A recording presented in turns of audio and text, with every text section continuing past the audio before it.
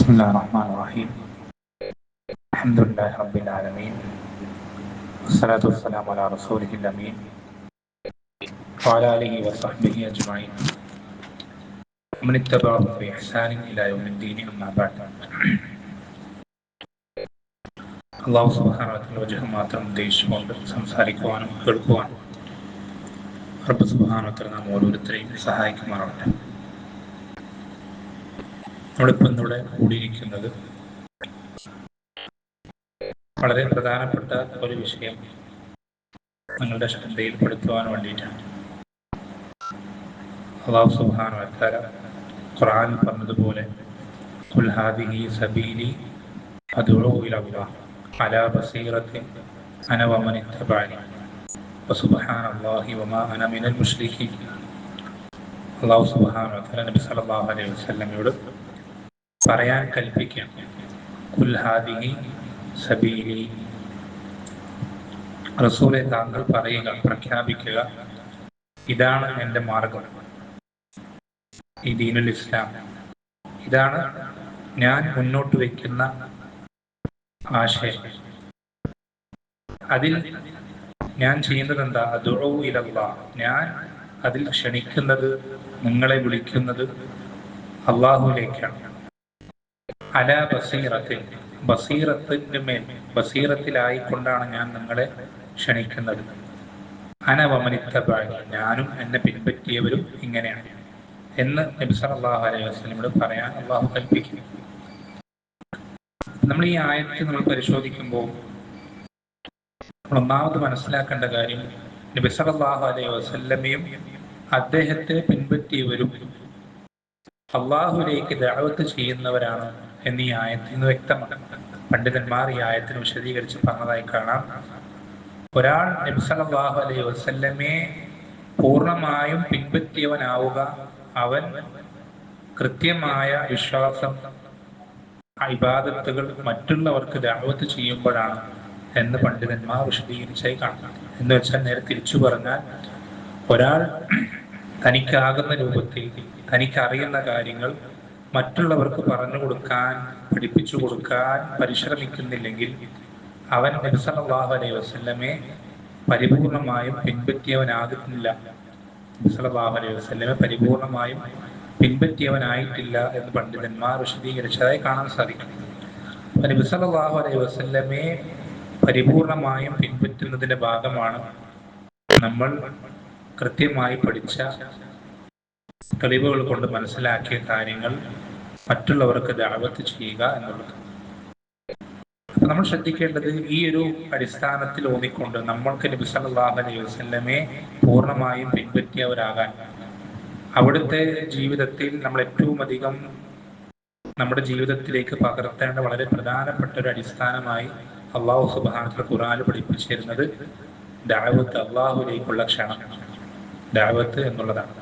നമ്മൾ ശ്രദ്ധിക്കേണ്ടത്, അള്ളാഹുവിലേക്കുള്ള ദഅവത്ത് എന്നുകൊണ്ട് ഉദ്ദേശിക്കുന്നത്, നമ്മളെപ്പോഴും മനസ്സിലാക്കിയിരിക്കേണ്ട കാര്യം എന്നുള്ളത്, പല ആളുകളും വിചാരിച്ചിട്ടുള്ളത്, പലരുടെ മനസ്സിലും പല രൂപങ്ങളാണ് ദഅവത്ത് എന്ന് പറയുന്നത്. ചിലരുടെ മനസ്സിൽ ദഅവത്ത് എന്ന് പറഞ്ഞാൽ ഇസ്ലാമില്ലാത്ത അമുസ്ലിമീങ്ങളായിട്ടുള്ള ആളുകളുടെ അടുക്കൽ ചെന്ന് ഇസ്ലാമിനെ പറ്റി പരിചയപ്പെടുത്തി കൊടുക്കുക, സ്വർഗ നരകങ്ങളെ പറ്റി പറഞ്ഞു കൊടുക്കുക, അള്ളാഹുവിനെ പറ്റി പറഞ്ഞു കൊടുക്കുക. ഇതാണ് ചില ആളുകളുടെ ഹൃദയത്തിൽ ദഅവത്ത് എന്ന് വെച്ചാൽ ഇത് മാത്രമാണ്. വേറെ ചില ആളുകളുടെ മനസ്സിൽ ദഅവത്ത് എന്ന് വെച്ചാൽ ബിദ്അത്തുകാർക്ക് അതിൽ മറുപടി പറയാൻ, മറ്റുള്ള ശുബഹത്തുകൾക്ക്, തൽബീസുകൾക്ക് കൃത്യമായ വ്യക്തത നൽകുക. എന്നുവെച്ചാൽ ഓരോരുത്തരുടെ മനസ്സിലും ദഅവത്തിന്റെ ഓരോരോ മേഖലകൾ മാത്രമാണ് അവർ ദഅവത്തായി മനസ്സിലാക്കിയിട്ടുള്ളത്. അതൊരിക്കലും എന്തല്ല, ശരിയല്ല. അതൊരിക്കലും ശരിയല്ല. ദീനുൽ ഇസ്ലാമിൽ ദഅവത്ത് എന്ന് പറഞ്ഞാൽ അത് വളരെ വിശാലമായ അർത്ഥമുള്ള കാര്യമാണ്, അങ്ങേയറ്റം വ്യാപകമായ അർത്ഥമുള്ള കാര്യമാണ്. ഒരാളെ നരകത്തിൽ ശാശ്വതനാകുന്നതിൽ നിന്ന് രക്ഷപ്പെടുത്തൽ ദഅവത്തിൽപ്പെട്ടതാണ്. ഒരാൾ നരകത്തിൽ കടക്കാൻ അർഹനായ ഒരാളെ നരകത്തിൽ കടക്കാതെ രക്ഷപ്പെടുത്തൽ ദഅവത്തിൽപ്പെട്ടതാണ്. ഒരാൾ സ്വർഗത്തിന്റെ ഏറ്റവും താഴത്തെ ദർജയിലുള്ള ഒരാളെ ഏറ്റവും ഉയർന്ന ദർജയിലേക്ക് എത്തിക്കൽ ദഅവത്തിൽപ്പെട്ടതാണ്. ഇതൊക്കെ ദഅവത്തിന്റെ ഇനങ്ങളിൽപ്പെട്ടതാണ്. എത്രത്തോളം എന്നറിയോ? നിങ്ങൾക്കറിയാം, നിങ്ങൾ കേട്ടിട്ടുണ്ടോന്ന് അറിയില്ല. ഇബ്നു അബ്ബാസ് റളിയല്ലാഹു അൻഹു പറയാറുണ്ട്, ദഅവത്തിന്റെ ഇനങ്ങളിൽ ഏറ്റവും ശ്രേഷ്ഠമായ ദഅവത്ത്, ഏറ്റവും മികച്ച ഇബാദത്ത് എന്നുള്ളത് എന്താണെന്നറിയോ? എന്താണ്? നിങ്ങൾ എന്താ പറയാ? ഈ പറയുന്ന ദഅവത്തിന് ഇനങ്ങളിൽ നിങ്ങളോട് ചോദിച്ചാൽ എന്താ പറയാ? ഒരു അമുസ്ലിമായ ഒരാളെ ഇസ്ലാം പറഞ്ഞു കൊടുക്കുക, തൗഹീദ് ഇല്ലാത്ത ഒരാളെ തൗഹീദ് പറഞ്ഞു കൊടുക്കുക അല്ലെ? നിങ്ങളോട് ചോദിച്ചു കഴിഞ്ഞാൽ നമ്മൾ സ്വാഭാവികമായിട്ട് ചിന്തിക്കുക അങ്ങനെ. ഇബ്നു അബ്ബാസ് റളിയല്ലാഹു അൻഹു പറയുന്നത് എന്താണെന്ന് വെച്ചാൽ, ദഅവത്തിന് ഇനങ്ങളിൽ ഏറ്റവും മികച്ച ഇനം എന്നുള്ളത്, ഏറ്റവും പ്രധാനപ്പെട്ട, ഏറ്റവും ശ്രേഷ്ഠകരമായ ഇനം എന്നുള്ളത്, നമ്മൾ നമ്മുടെ നാട്ടിൽ ഒരു മസ്ജിദ് നിർമ്മിക്കുകയും ആ മസ്ജിദിൽ അവിടേക്ക് നിസ്കരിക്കാൻ വരുന്ന, കൃത്യമായി ദീൻ പഠിക്കാൻ ആഗ്രഹിച്ച് കടന്നു വരുന്ന ആളുകൾക്ക് ദീനിന്റെ വിഷയങ്ങൾ പഠിപ്പിച്ചു കൊടുക്കലാണ് ദഅവത്തിന്റെ ഏറ്റവും ശ്രേഷ്ഠകരമായ രൂപം. ദഅവത്തിന്റെ ഏറ്റവും ശ്രേഷ്ഠകരമായ രൂപം അതാണ്. ബാക്കിയൊക്കെ അത് കഴിഞ്ഞിട്ടുള്ളൂ. നിങ്ങൾക്കറിയാം, സൂറത്തു അബസ വത്തവല്ല എന്നൊരു സൂറത്ത് ഇറങ്ങുമ്പോൾ ആ സൂറത്തിൽ അല്ലാഹു സുബ്ഹാനഹു വ തആല നബി സല്ലല്ലാഹു അലൈഹി വസല്ലമയെ ആക്ഷേപിക്കാം. എന്താ ആക്ഷേപിക്കാനുള്ള കാരണം? എന്താ? എന്തെങ്കിലും മോശം കാര്യം ചെയ്തിട്ടാ? അല്ല. നബി സല്ലല്ലാഹു അലൈഹി വസല്ലമ അവിടെ ദഅവത്ത് ചെയ്തുകൊണ്ടിരിക്കും. ഒരു ദഅവത്ത് നടത്തി. ആരെയാണ് ദഅവത്ത് ചെയ്യുന്നത്? മുസ്ലിമീങ്ങളായിട്ടുള്ള ആളുകൾ, മുശ്രിക്കുകളെ ദഅവത്ത് ചെയ്തുകൊണ്ടിരിക്കുക. അവരുടെ നേതാക്കന്മാരെ ഇസ്ലാമിലേക്ക് ക്ഷണിച്ചുകൊണ്ടിരിക്കുക. ആ ചെയ്യുന്നത് കുറ്റമായതാണോ? അത് പ്രശ്നമാണോ? മുസ്ലിമീങ്ങളെ ദഅവത്ത് ചെയ്യുന്ന കുറ്റമാണോ? അല്ലല്ലോ. അതിനാണോ ആക്ഷേപിച്ചത്? അതിനാണോ ആക്ഷേപിച്ചല്ല. ആക്ഷേപിച്ചത് എന്തുകൊണ്ടാണ്? വിമർശിച്ചത് എന്തുകൊണ്ടാണ്? ഈ ദഅവത്ത് കാരണത്താൽ എന്ത് മുടങ്ങിപ്പോരുത്? ശരിക്കും ഏറ്റവും അഫ്ളലായിട്ടുള്ള ദഅവത്ത് മുടങ്ങിപ്പോരും. അതിനാണ് ആക്ഷേപിച്ചത്. എന്നുവെച്ചാൽ ഒരാൾ ഹക്ക് മനസ്സിലാക്കിയിട്ടുള്ള, ഹക്ക് സ്വീകരിക്കാൻ തയ്യാറായി നിൽക്കുന്ന, അതിനുവേണ്ടി അവന്റെ ഹൃദയവും കണ്ണും കാതൊക്കെ തുറന്നു വെച്ചിട്ടുള്ള ഒരാൾ, അയാൾ ഹക്ക് പഠിക്കാൻ വേണ്ടി, ചോദിക്കാൻ വേണ്ടി കടന്നു വരുമ്പോ, ഇപ്പൊ തൽക്കാലം അവിടെ നിൽക്ക്, ഞങ്ങൾക്ക് ഇവിടെ ഇവരോട് ദഅവത്ത് ചെയ്യണ്ട. ആരോട്? ഹക്ക് സ്വീകരിക്കാൻ കൂട്ടാക്കാതെ തിരിഞ്ഞു കളയുന്ന, ഹക്കിൽ നിന്ന് കണ്ണും കാതും ഹൃദയമൊക്കെ അടച്ചു വെച്ചിട്ടുള്ള, മൂടി വെച്ചിട്ടുള്ള അങ്ങനെയുള്ള ആളുകൾക്ക് ദഅവത്ത് ചെയ്യാൻ നിൽക്കുന്നത് എന്തിന് തടസ്സമായതുകൊണ്ടാണ് വിമർശിച്ചത്? ഹക്കിന് വേണ്ടി തയ്യാറായി അതിന് താല്പര്യപ്പെട്ട് മുന്നോട്ട് വരുന്ന ആളുകളെ പറഞ്ഞു കൊടുക്കുന്നത് തടസ്സമായി. എന്നുവെച്ചാൽ രണ്ടും ദഅവത്ത് തന്നെയാണ്. മുശ്രിക്കുകളുടെ നേതാക്കന്മാരോട് ചെയ്തതും ദഅവത്ത് തന്നെയാണ്. അവിടെ ദീൻ പഠിക്കാൻ ആഗ്രഹിച്ച് മുന്നോട്ട് വന്ന അബ്ദുല്ലാഹി ഉമ്മി മക്തൂമിനോട് പറഞ്ഞു കൊടുക്കണം ദഅവത്ത്. പക്ഷേ ഇവിടെ ആക്ഷേപിക്കാണ്ടായ കാരണം എന്താ പറ്റിയ പ്രശ്നം എന്താ? ഈ ദഅവത്തിന്, മുസ്ലിമീങ്ങളോടുള്ള ദഅവത്തിന് എന്തിനേക്കാൾ പ്രാധാന്യം കൊടുത്തു? ഇസ്ലാം സ്വീകരിച്ച ഹക്ക് അതിനെ കീഴ്പ്പെടാൻ തയ്യാറായിട്ടുള്ള ആളുകൾക്ക് കൊടുക്കേണ്ട ദഅവത്തിനേക്കാൾ എന്ത് ചെയ്തു? അതിന് പ്രാധാന്യം കൊടുത്തു. പല ആളുകൾക്ക് ഇത് അറിയില്ല. പല ആളുകൾക്കും റോട്ടിലേക്ക് ഇറങ്ങിയാലേ ദഅവത്താവുള്ളൂ. പല ആൾക്കാർക്കും നേരിട്ട് കയ്യിൽ ലഘുലേഖ കൊടുത്താലേ ദഅവത്താവുള്ളൂ. പലരും അങ്ങനെ കണക്കാക്കണം. ഡോർ നടത്തിയാൽ, അല്ലെങ്കിൽ സ്ട്രീറ്റ് ദഅവ നടത്തിയാൽ, പബ്ലിക്കായിട്ട് പ്രോഗ്രാം വെച്ചാൽ ഇത് മാത്രമാണ് ദഅവത്ത് എന്ന് വിചാരിക്കുന്നത് വലിയ തെറ്റാണ്. അത് നബി സല്ലല്ലാഹു അലൈഹി വസല്ലം അല്ലാഹു ആക്ഷേപിച്ച വിഷയം. ഒരിക്കലും അത് പറയുന്നത് തെറ്റായ രൂപത്തിൽ മനസ്സിലാക്കരുത്. സ്ട്രീറ്റ് ദഅവ നടത്തുന്നത് തെറ്റാണെന്നോ അല്ലെങ്കിൽ പരസ്യമായി ആളുകൾക്കറിയാൻ, അതൊന്നല്ല വിഷയം. നമ്മൾ ശരിക്കുള്ള ഏറ്റവും അഫ്ളലായിട്ടുള്ള ദഅവത്തിന്റെ രൂപത്തിന് രണ്ടാം സ്ഥാനം കൊടുക്കുന്നൊരവസ്ഥ അത് നമ്മുടെ വാക്കുകൊണ്ടോ പ്രവൃത്തി കൊണ്ടോ ഉണ്ടാവരുത്. അതിനെ തഴയുന്ന അവസ്ഥ ഒരിക്കലും നമ്മുടെ സംസാരങ്ങൾ കൊണ്ടോ പ്രവർത്തനങ്ങൾ കൊണ്ടോ ഉണ്ടാകാതെ ശ്രദ്ധിക്കണം.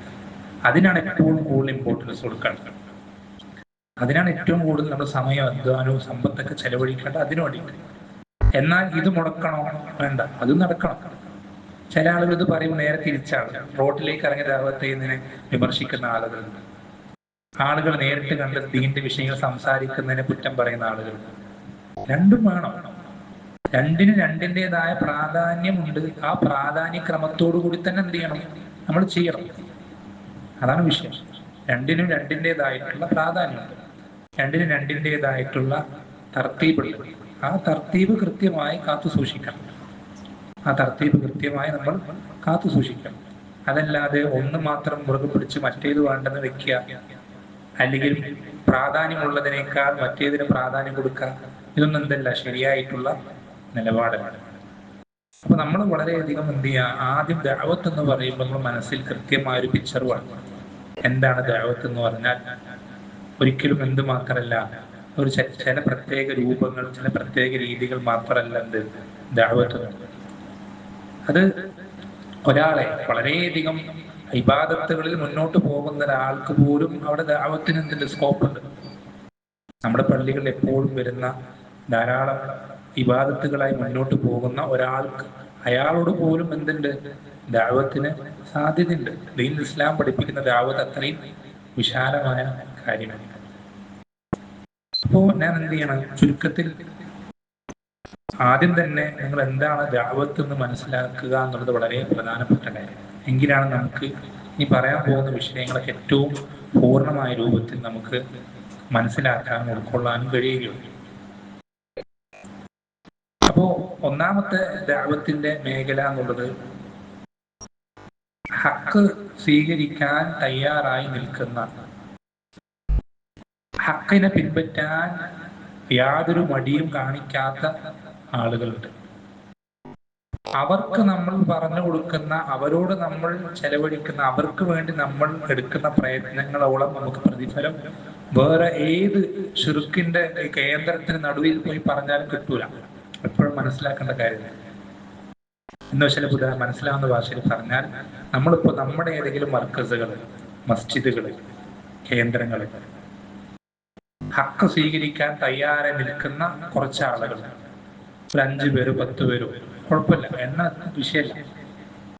ആ ആളുകളുടെ മുന്നിൽ നമ്മൾ കൃത്യമായി ദീൻ പഠിപ്പിച്ചു കൊടുക്കുന്ന വേണ്ടി 1 മണിക്കൂർ ചെലവഴിക്കുന്നതാണ് നമ്മൾ ക്ഷേത്രങ്ങളിലോ ചർച്ചകളിലോ അതിൻ്റെയൊക്കെ മുന്നിൽ ചെന്നുകൊണ്ട് 10 മണിക്കൂർ 12 മണിക്കൂർ ധാരാളം സംസാരിക്കുന്നതും വിഷയങ്ങൾ പ്രയത്നിക്കുന്നതും.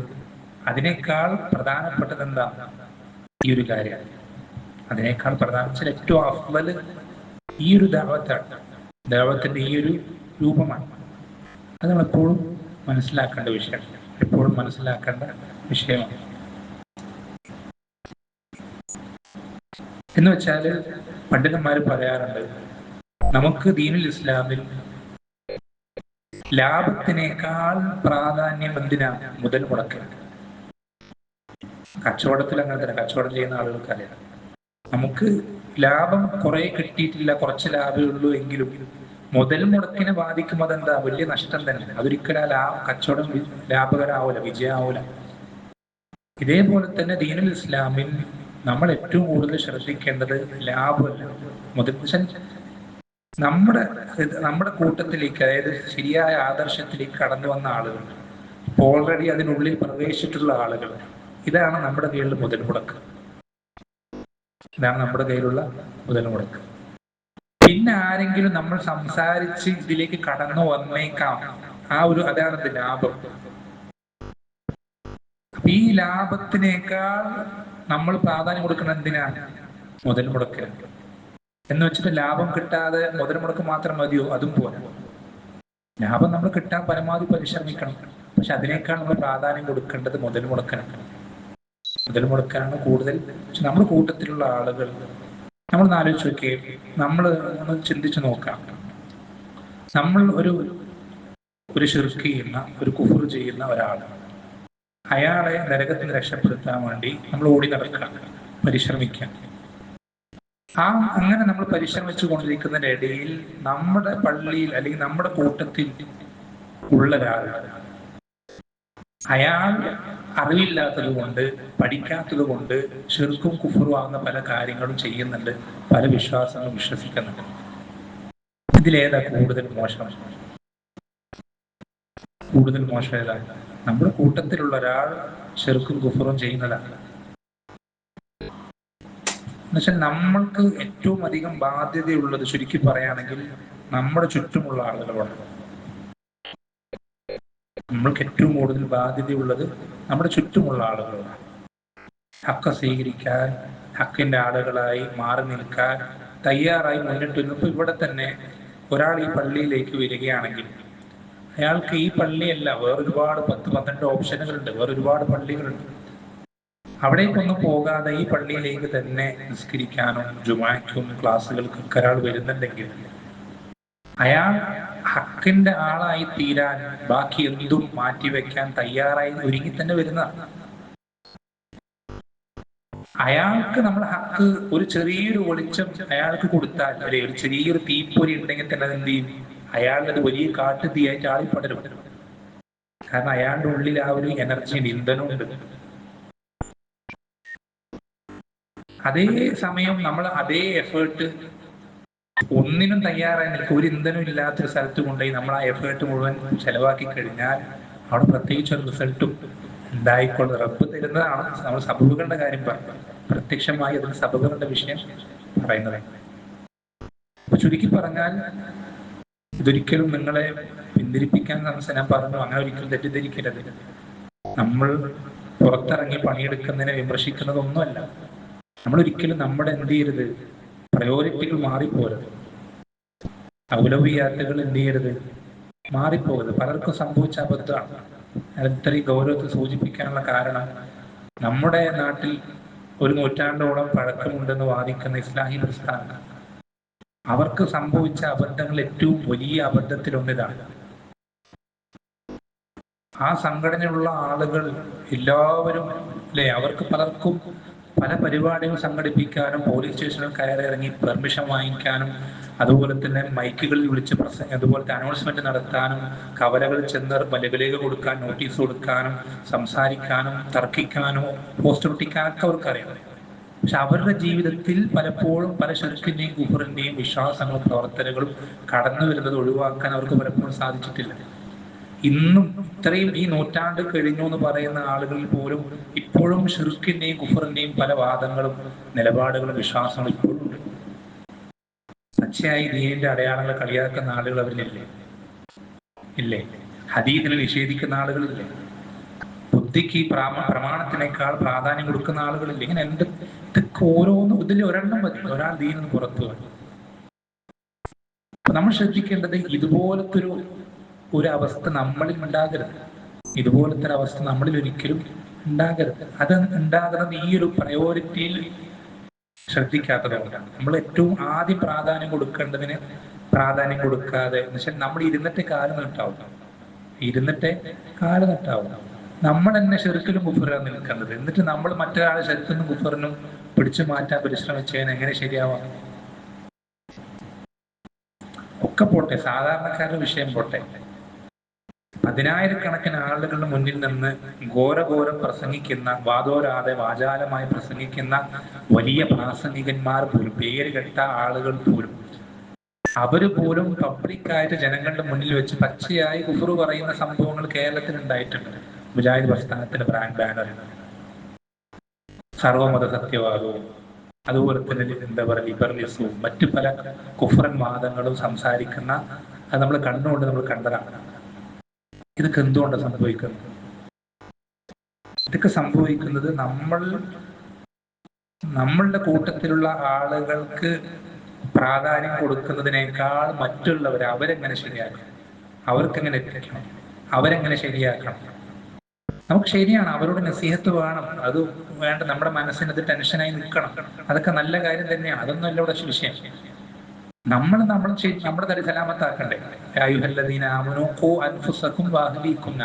അള്ളാഹ് നമ്മളോട് ആദ്യം കൽപ്പിച്ച് നമ്മളെയും നമ്മുടെ കുടുംബത്തെയും നരകത്തിൽ രക്ഷപ്പെടുത്താൻ. അത് കഴിഞ്ഞിട്ടാണ് എന്ത് ചെയ്യാ ബാക്കിയുള്ള കൂട്ടുകാര്, കുടുംബക്കാര്, നാട്ടുകാര്, അതൊക്കെ പിന്നെയാണ്. അപ്പൊ നമ്മൾ ആദ്യം എന്ത് ചെയ്യണം? നരകത്തിന് രക്ഷപ്പെടുത്താൻ. ഇതാണ് നമ്മുടെ ആദ്യത്തെ ദഅവത്തിന്റെ ഏറ്റവും കൂടുതൽ നമ്മൾ പ്രയോറിറ്റി കൊടുക്കേണ്ട കാര്യമാണ്, ഏറ്റവും കൂടുതൽ നമ്മൾ ശ്രദ്ധിക്കേണ്ട കാര്യം അതാണ്. അപ്പൊ ദഅവത്തിൽ ഹിക്മത്തുള്ളവരാവുക എന്ന് പറയുമ്പോൾ ആദ്യം നമ്മൾ കാണിക്കേണ്ട ഹിക്മത്ത് ഇതാണ്. നമ്മൾ സേഫ് ആക്കിയിട്ടായിരിക്കും നമ്മൾ എന്ത് ചെയ്യേണ്ടത്? മറ്റുള്ളവരെ സേഫ് ആക്കാൻ ഇറങ്ങിത്തിരിക്കണം. നമ്മൾ സേഫ് ആക്കണം, എന്നിട്ടാണ് മറ്റുള്ളവരെ നമ്മൾ രക്ഷപ്പെടുത്താൻ ഇറങ്ങിത്തിരിക്കേണ്ടത്. അപ്പൊ നമ്മൾ ഏറ്റവും ആദ്യം നമ്മൾ ഈ ദഅവത്തിന്റെ ഹിക്മത്തിനെ പറ്റി പറയുമ്പോൾ നമ്മൾ ഈ ഒരു വിഷയം വളരെയധികം ശ്രദ്ധിക്കണം. നമ്മുടെ കൂട്ടത്തിൽ ഷിർക്കിന്റെയും കുഫറിന്റെയും അടയാളങ്ങളും അതിന്റെ രൂപങ്ങളും ഇനങ്ങളും അറിയാത്ത ഒരാളാണ്. അയാൾ ദഅവത്തിലേക്ക് ഇറങ്ങാൻ നമ്മൾ സമ്മതിക്കരുത്. അയാളോട് ആദ്യം അതിനെപ്പറ്റി പഠിക്കാൻ പറയണം. അയാൾ ആദ്യം നരകത്തെ രക്ഷപ്പെടുത്താൻ, സ്വന്തത്തിനും ആദ്യം ദഅവത്ത് ചെയ്യാൻ പറയണം. എന്നിട്ട് മറ്റുള്ളവർ ആദ്യം സ്വയം നന്നാവാൻ പറയണം. ഉദാഹരണത്തിന് നവാഖിദുൽ ഇസ്ലാം എന്ന് പറയുന്ന ചെറിയൊരു ദിസാണ്, 10 കാര്യങ്ങളേ ഉള്ളൂ. എന്നാൽ ആ 10 കാര്യങ്ങളിൽ എന്തുണ്ട്? ഇന്ന് നമ്മുടെ വർത്തമാന കാലത്ത് ഒരാൾ കുഫറിലേക്ക് എത്തുന്ന, ഇസ്ലാം എന്ന് പുറത്തു പോകുന്ന പ്രധാനപ്പെട്ട കാര്യങ്ങളൊക്കെ അതിലുണ്ട്. ഒരാൾക്ക് ആ 10 കാര്യങ്ങൾ എന്താണോ അതിന്റെ വിശദാംശങ്ങളൊന്നും അറിയില്ലെങ്കിൽ അയാൾ എങ്ങനെയാണ് ഇസ്ലാമിൽ തന്നെ ഉറച്ചു നിൽക്കുന്ന ഒരാളാവുക? ഒരിക്കലാവൂല. കാരണം നമ്മുടെ നാട്ടിൽ അത്തരം കാര്യങ്ങൾ വളരെ വ്യാപകമാണ്, വളരെയധികം വ്യാപകമാണ്. അപ്പൊ നമ്മൾ എന്ത് ചെയ്യണം? നമ്മുടെ കൂട്ടത്തിലുള്ളവർ ആദ്യം ശരിയാക്കി എടുക്കണം. നമ്മുടെ സ്റ്റാൻഡ് ആദ്യം ക്ലിയർ ആക്കി എടുക്കണം. നമ്മുടെ കാല് ഈ നിലത്ത് ഉറച്ചു നിൽക്കുകയാണെങ്കിൽ മറ്റുള്ളവർ നമ്മുടെ കൂടെ ഈ ഒഴുക്കിൽപ്പെട്ട് കൈ പിടിച്ച് കയറിയില്ലെങ്കിലും നമ്മളെങ്കിലും എന്ത് ചെയ്യും? രക്ഷപ്പെടും. നമ്മുടെ കാല് നിലത്ത് ഉറച്ചിട്ടില്ലെങ്കിലോ നമ്മളൊരിക്കലും രക്ഷപ്പെടില്ല. നമ്മളൊരിക്കലും രക്ഷപ്പെടുകയില്ല. അപ്പൊ ഒന്നാമത് ശ്രദ്ധിക്കേണ്ട കാര്യം നമ്മുടെ സ്വന്തം വിഷയത്തിന് ഏറ്റവും കൂടുതൽ പ്രാധാന്യം കൊടുക്കാം. നമ്മുടെ സ്വന്തം വിഷയത്തിന് ഏറ്റവും കൂടുതൽ പ്രാധാന്യം കൊടുക്കാം. രണ്ടാമത് നാം ശ്രദ്ധിക്കേണ്ട കാര്യം, ദഅവത്ത് എന്നുള്ളത് ഒരു ഇബാദത്താണെന്നുള്ളത് എപ്പോഴും നമ്മുടെ മൈൻഡിൽ വേണം. ദഅവത്ത് എന്നുള്ളത് ഒരിക്കലും നമ്മുടെ ആവേശത്തിനും താല്പര്യത്തിനും ആ ഒരു എടുത്തുചാട്ടത്തിനും എന്തെങ്കിലും ചെയ്യാനോ പറയാനോ പറ്റുന്നൊരു മേഖലയല്ല ദഅവത്ത്. ദഅവത്ത് എന്നുള്ളത് ഇബാദത്താണ്. ദഅവത്ത് എന്നുള്ളത് ഇബാദത്താണ്. അപ്പൊ ഏതൊരു ഇബാദത്ത് റബ്ബ് സുബ്ഹാനഹു വ തആല നമ്മൾ സ്വീകരിക്കണമെങ്കിലും എന്ത് വേണം? അതിന്റെ നിബന്ധനകൾ, ശുറൂത്തുകൾ പാലിക്കപ്പെടണം. ഏതൊരു ദഅവത്തും നമ്മളിപ്പോ നിസ്കാരം ഒരു ഇബാദത്താണ്. നമ്മൾ നമുക്ക് തോന്നിയതുപോലെ നിസ്കരിച്ചാൽ ആ നിസ്കാരമായി പരിഗണിക്കപ്പെടുമോ? ഇല്ല. എന്നതുപോലെ തന്നെ ദഅവത്ത് എന്നുള്ളത് വളരെ മഹത്തരമായ ഇബാദത്താണ്. അതിന്റെ ഈ നിബന്ധനകൾ നമ്മൾ പാലിച്ചിട്ടില്ലെങ്കിൽ അത് നമ്മൾ എന്ത് ചെയ്യില്ല? അല്ലാഹു സുബ്ഹാനഹു വ തആല സ്വീകരിക്കൂല.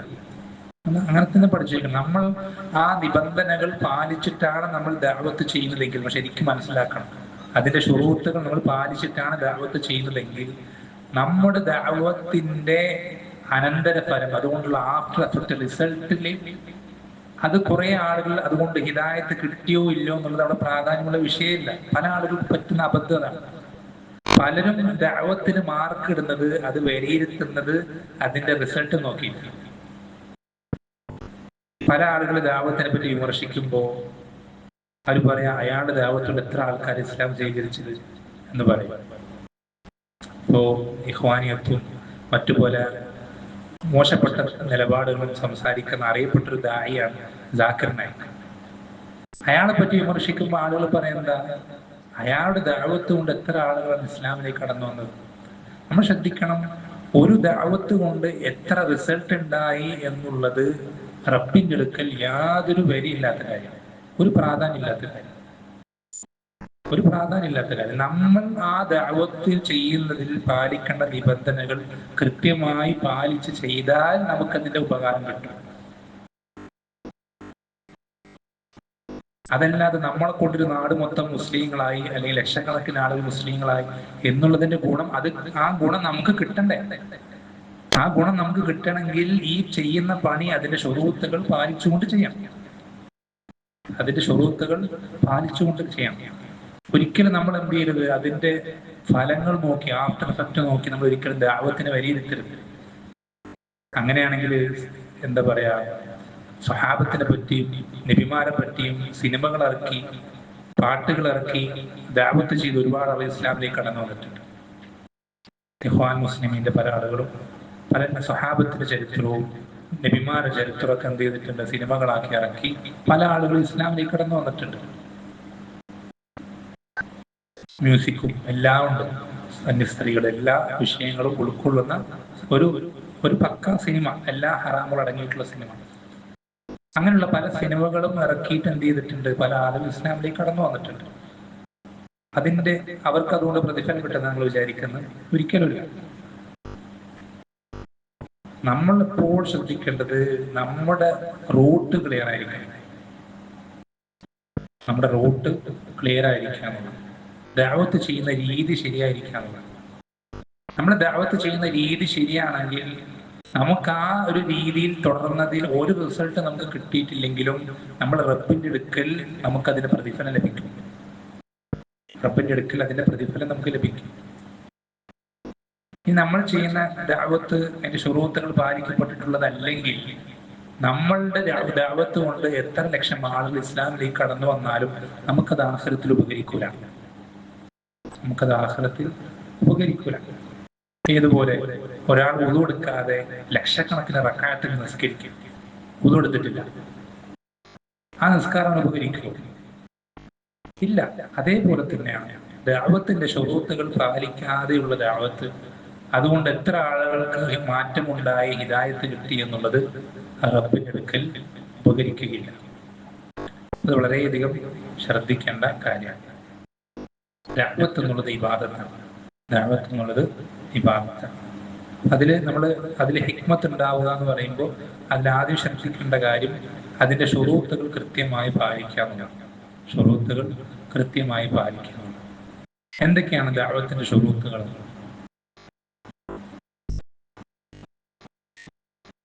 ഒന്നാമത്തത് എല്ലാ ഇബാദത്തുകളിലും ഉള്ളതുപോലെ തന്നെ ഇഖ്ലാസ് ഉണ്ടാവുക എന്നതാണ്. അള്ളാഹുവിന്റെ തൃപ്തി മാത്രം ആഗ്രഹിച്ചിട്ടാവുക എന്നതാണ്. വേറൊരു ലക്ഷ്യം ഉണ്ടാകാൻ പാടില്ല. നമ്മുടെ കൂട്ടത്തിലേക്ക്, സംഘടനയിലേക്ക്, വിഭാഗത്തിലേക്ക് ആളെ കൂട്ടണം എന്നുള്ള ചിന്ത വന്നു കഴിഞ്ഞാൽ ആ ദഅവത്തല്ല, റബ്ബ് സ്വീകരിക്കൂല. ആ ദഅവത്ത് റബ്ബ് സ്വീകരിക്കൂല. നമ്മൾ എത്ര എഫേർട്ട് എടുത്തിട്ടും എത്ര വലിയ സ്റ്റേജ് കിട്ടിയിട്ടും എന്തൊക്കെ സംവിധാനങ്ങൾ ചെയ്താലും നമ്മളുടെ ദഅവത്തിന്റെ പിന്നിലുള്ള ലക്ഷ്യം നമ്മുടെ കൂട്ടത്തിലേക്ക് ആളെ കൂട്ടണം, സംഘടനയുടെ മെമ്പർഷിപ്പ് കൂട്ടണം, അല്ലെങ്കിൽ നമ്മുടെ കൂട്ടത്തിലേക്ക് ഒരുപാട് അംഗസംഖ്യ ഉണ്ടാക്കണം എന്നുള്ളതാണെങ്കിൽ അത് റബ്ബ് ദഅവത്തായി സ്വീകരിക്കുക.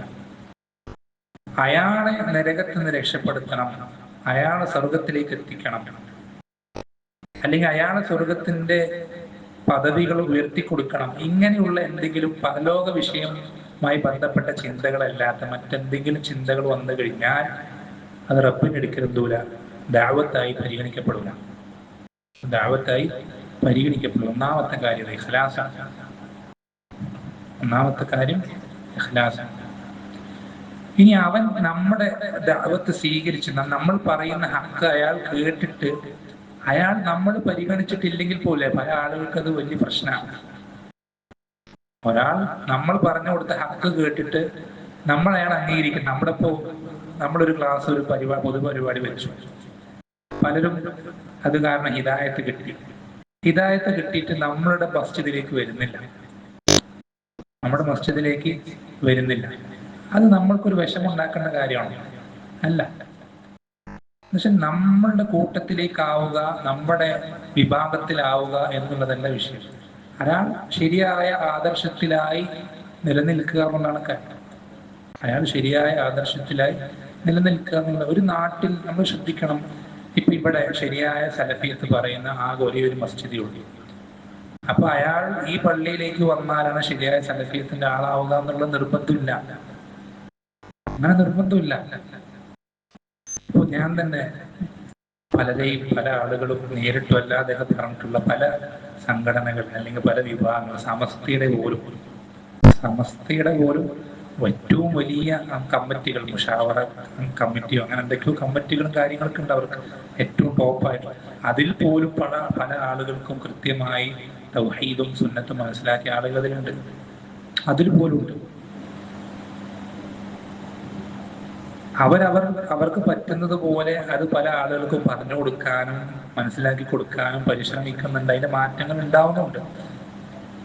പക്ഷെ പ്രശ്നം അവർക്ക് എന്ത് ചെയ്യാൻ സാധിക്കുന്നില്ല, അത് പ്രകടിപ്പിക്കാൻ, പുറത്തു പറയാൻ സാധിക്കുന്നില്ല. അതിലവർക്ക് ഉതിരുണ്ടോ ഇല്ലയോ എന്നുള്ള വേറെ വിഷയം. ഇതുപോലെ ധാരാളം ആളുകൾ നമ്മുടെ ചുറ്റുപാടുണ്ടാവും. പല വിഷയങ്ങളിലും കുടുങ്ങിക്കിടക്കുന്ന, അല്ലെങ്കിൽ നാട്ടുകാരുടെ ആക്ഷേപം കേൾക്കുന്ന ഭയപ്പെട്ട് മാറി നിൽക്കുന്ന, കുടുംബക്കാർ മുഴുവൻ ഒറ്റപ്പെടുന്ന പേടിച്ച് മാറി നിൽക്കുന്ന പല ആളുകളുണ്ടാവും. അപ്പൊ നമ്മുടെ പള്ളിയിലേക്ക് വന്നാലേ അവൻ ശരിയായ വിശ്വാസിയാവുള്ളൂ, അല്ലെങ്കിൽ ശരിയായ ആദർശത്തിലാവുള്ളൂ എന്ന് ചിന്തിക്കുന്നുണ്ടല്ല, ശരിയല്ല. നമുക്ക് അവൻ ശരിയായ വിശ്വാസവും ശരിയായ നിലപാടുകളിലാണെങ്കിൽ അവൻ നമ്മുടെ സഹോദരനാണ്. അവൻ നമ്മുടെ സഹോദരൻ. അങ്ങനെയുള്ള ഒരാളോടും നമുക്ക് എന്ത് പാടില്ല? ഒരു വിഭാഗീയതയോ കക്ഷിത്വമോ വേർതിരിവോ പാടില്ല. നമുക്ക് മനസ്സിലായി അവൻ ശരിയായ സലഫിയത്തിലാണുള്ളത്. പക്ഷെ അവൻ അവിടെ നിന്ന് വിട്ടുവരാൻ പല പ്രശ്നങ്ങളുണ്ട്. ചിലപ്പോൾ ഒരു പള്ളിയിൽ ഉസ്താദായിരിക്കും, അയാൾക്ക് ആ ഒരു വരുമാനം മാത്രമേ ഉണ്ടാവുള്ളൂ. മറ്റേതെങ്കിലും പള്ളിയിലേക്ക് പോയി കഴിഞ്ഞാൽ വരുമാനം കിട്ടുമോ എന്നുള്ളതൊന്നും അറിയില്ല. അയാളുടെ ജീവിതം മുന്നോട്ട് കൊണ്ടുപോകാൻ ഇവിടെ തന്നെ കടിച്ചു തൂങ്ങി നിൽക്കുക എന്നുള്ളതല്ലാതെ വേറൊരു മാർഗമില്ല. അപ്പൊ അയാൾ എന്ത് ചെയ്യും? അവിടെ കടിച്ചു തൂങ്ങി നിൽക്കും. ഇങ്ങനെയുള്ള പല ആളുകളുണ്ട്, ഇങ്ങനെയുള്ള പല വിഭാഗങ്ങളുണ്ട്. നമ്മൾ വളരെ ശ്രദ്ധിക്കണം. ഒരിക്കലും എന്ത് ചെയ്യരുത്? ശരിയായ ആദർശമുള്ള ആളുകളെ വെറുക്കുന്ന, അകറ്റി നിർത്തുന്ന ഒരു പ്രവണത നമ്മളൊന്നും ഒരിക്കലും ഉണ്ടാകരുത്. നിങ്ങൾ അങ്ങനെ ഒരു എന്തില്ല, വേർതിരിവ് നമുക്കിടയിൽ ആദർശം കൊണ്ടല്ലാതെ ഉണ്ടാകരുത്.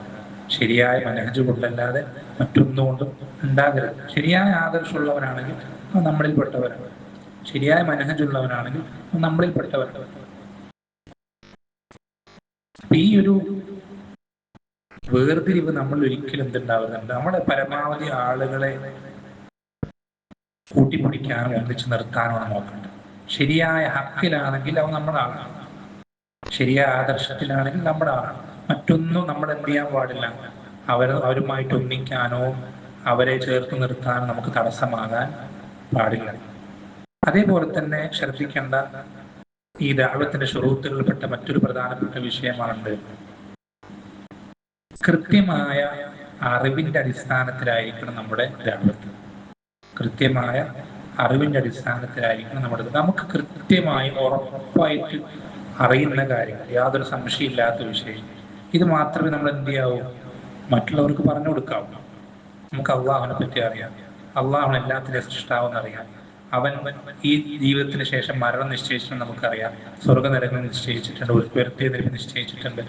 ഇതൊക്കെ നമുക്കറിയാം, ഇതൊക്കെ നമുക്ക് ഉറപ്പുള്ള കാര്യങ്ങളാണ്. അപ്പൊ ഈ ഉറപ്പുള്ള കാര്യങ്ങൾ നമ്മൾ എന്ത് ചെയ്യാം? മറ്റുള്ളവർക്ക് ദഅവത്ത് ചെയ്യാം. മറ്റുള്ളവർക്ക് നമുക്ക് അറിയാത്ത കാര്യങ്ങൾ എവിടെയെങ്കിലും കടന്നു വന്നു കഴിഞ്ഞാൽ നമ്മൾ എന്ത് ചെയ്യരുത്? സംസാരിക്കാൻ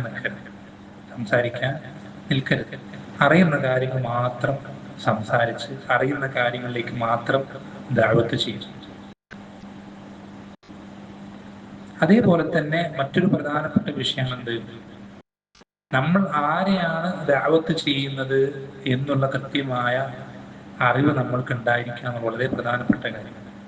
നമ്മൾ ദഅവത്ത് ചെയ്യാൻ പോകുന്ന ആള് എങ്ങനെയുള്ള ആളാണ്, അത് വളരെ പ്രധാനപ്പെട്ട കാര്യമാണ്. ഉദാഹരണത്തിന്, ഒരാൾ ശിർക്കും കുഫറുമായി നടക്കുന്ന ഒരാളാണ്.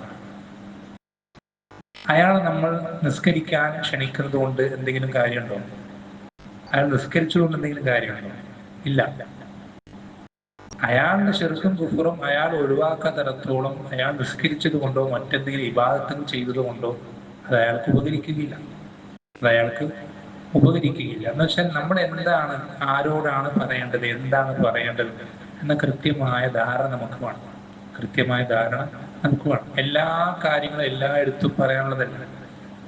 അത് ഓരോ സന്ദർഭങ്ങളിൽ ഓരോ കാര്യങ്ങൾ പറയാനുണ്ട്. ഉദാഹരണത്തിന്, ആയിഷ റളിയല്ലാഹു അൻഹ പറയാറുണ്ട്, നബി സല്ലല്ലാഹു അലൈഹി വസല്ലം അദ്ദേഹത്തിന്റെ ദഅവത്ത് തുടങ്ങിയ സമയത്ത് ഞങ്ങളോട് കൽപ്പിച്ചിരുന്നത്,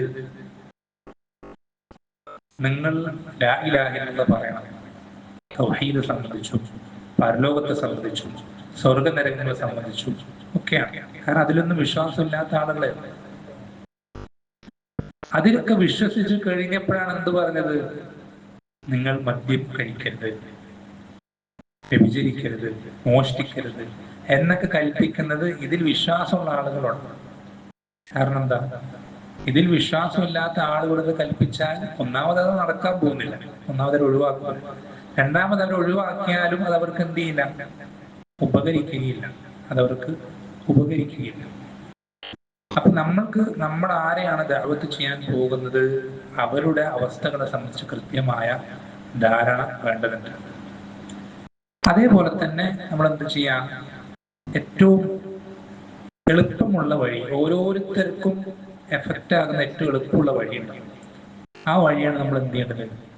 സ്വീകരിക്കണം. ഓരോരുത്തർക്കും എളുപ്പമുള്ള വഴിയുണ്ട്. ഉദാഹരണത്തിന് നമ്മുടെ നാട്ടിലെ സമസ്തക്കാരാണ് വിചാരിക്കും. ആ സമസ്തക്കാരനോട് നമ്മൾ പോയിട്ട് എന്ത് പറയണം?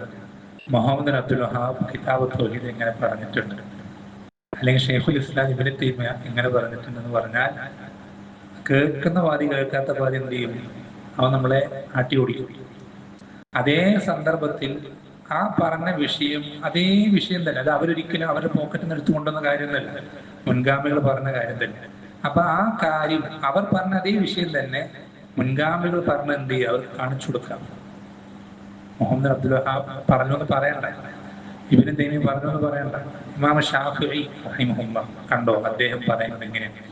ഇമാം ഷാഫിയുടെ ശിഷ്യനായ മുസനി റഹിമഹുല്ലാഹ് അദ്ദേഹത്തിന്റെ ശറഹ് സുന്നയിൽ പറയുന്നത് ഇങ്ങനെയാണ്.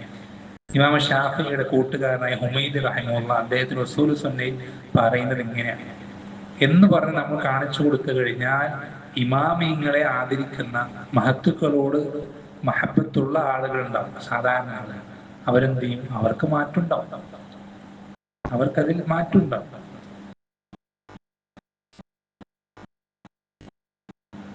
നിങ്ങൾ കേട്ടിട്ടുണ്ടാവും സംഭവം.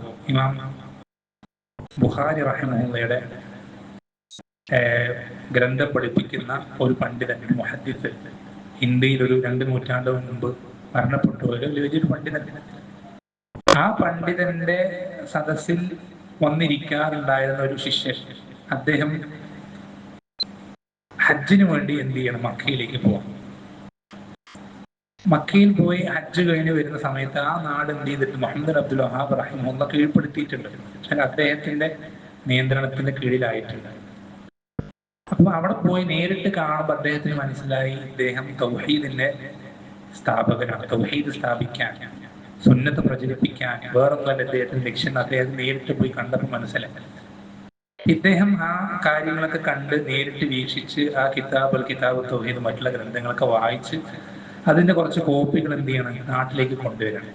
നാട്ടിലെത്തിയപ്പോ ഇദ്ദേഹം ഏത് ഷേഖിന്റെ ദർസിലാണോ പോയി ഇരിക്കാറുണ്ടായിരുന്നത്, ആ ഷേഖ് എന്ത് ചെയ്യാണ്?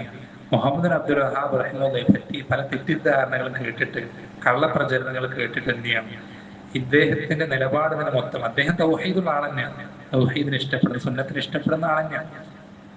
പക്ഷേ മുഹമ്മദ് അബ്ദുൽ വഹാബിനെ ചീത്ത വിളിക്കുകയും അദ്ദേഹത്തെ ശപിക്കുകയും അദ്ദേഹത്തെ പറ്റി മോശപ്പെട്ട പല വാദങ്ങൾ ഉന്നയിക്കുകയും ചെയ്യുന്ന അവസ്ഥയിലേക്ക് ഈ പണ്ഡിതൻ മാറണം. അപ്പൊ ഈ ശിഷ്യൻ എന്താ ചെയ്യുന്നത് വെച്ചാൽ, നേരിട്ട് ഈ കിതാബ് കൊടുത്തിട്ട് നോക്ക്, ഈ കിതാബ് മുഹമ്മദ് അബ്ദുൽ വഹാബിന്റെ കിതാബാണ് എന്ന് പറഞ്ഞ് കൊടുക്കല്ല ചെയ്തത്. അങ്ങനെ കൊടുത്താൽ ചിലപ്പോൾ എന്ത് ചെയ്യില്ല, അതവിടെ വിലപ്പോവില്ല. മറിച്ച് ഈ ശിഷ്യൻ എന്ത് ചെയ്തു? ഈ കിതാബിന്റെ പുറം ചട്ട, കിതാബ് തൗഹീദ് എഴുതിയുള്ള ചട്ട, അതുപോലെ തന്നെ പേര് മുഹമ്മദ് അബ്ദുൽ വഹാബ് എഴുതിയ ആ ഭാഗം എന്ത് ചെയ്തു? അത് പറിച്ചെടുത്തു. എന്നിട്ട് ഈ കിതാബ് മാത്രം എന്ത് ചെയ്തു? ഉസ്താദിന്റെ കയ്യിൽ കൊടുക്കണം. എന്നിട്ട് പറയണ, ഇത് എനിക്ക് കിട്ടിയൊരു കിതാബാണ്, ഇത് ആരുടേതാണെന്ന് എനിക്കറിയില്ല. അപ്പൊ താങ്കൾ എന്ത് ചെയ്യണം? ഈ കിതാബ് ഒന്ന് വായിച്ചിട്ട് ഈ കിതാബ് ആരുടേതാണെന്ന് കണ്ടുപിടിച്ച് തരണം. എന്ത് ചെയ്യണം? ശിഷ്യൻ ഉസ്താദിനോട് പറഞ്ഞു. ഉസ്താദ് അത് വാങ്ങിച്ചു. ഞാൻ നോക്കിയിട്ട് പറയാന്ന് പറഞ്ഞു. വീട്ടിൽ കൊണ്ടുപോയി കുറെ തവണ വായിച്ചു നോക്കി, തലമുലങ്ങൾ തിരിച്ചു മറിച്ചൊക്കെ നോക്കിയിട്ടൊന്നും മനസ്സിലാവില്ല. അപ്പൊ അങ്ങനെ 2 ദിവസം കഴിഞ്ഞ് ശിഷ്യനെ വീണ്ടും കണ്ടുമുട്ടിയപ്പോൾ ഉസ്താദ് പറഞ്ഞു, ഈ കിതാബ് എഴുതിയതാരാണെന്ന് എനിക്ക് മനസ്സിലായിട്ടില്ല, പക്ഷെ ഇത് കിതാബ് ഞാൻ കുറെ വട്ടം വായിച്ചു നോക്കിയപ്പോൾ എനിക്ക് മനസ്സിലായത് ഇത് എഴുതിയത് ബുഖാരി റഹിമഹുള്ളയെ പോലുള്ള ഏതോ ഒരു വലിയ പണ്ഡിതൻ, ബുഖാരിയോ അല്ലെങ്കിൽ ബുഖാരിയോളം ഇൽമുള്ള വേറെ ഏതൊരു പണ്ഡിതനാണ് ഇത് എഴുതിയത്.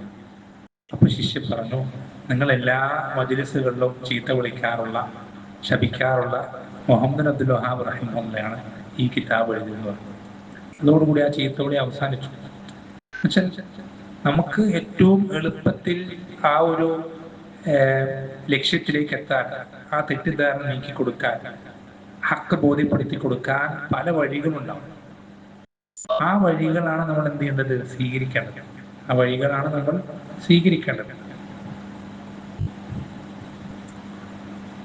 അതേപോലെ തന്നെ നമ്മൾ ശ്രദ്ധിക്കേണ്ട കാര്യം,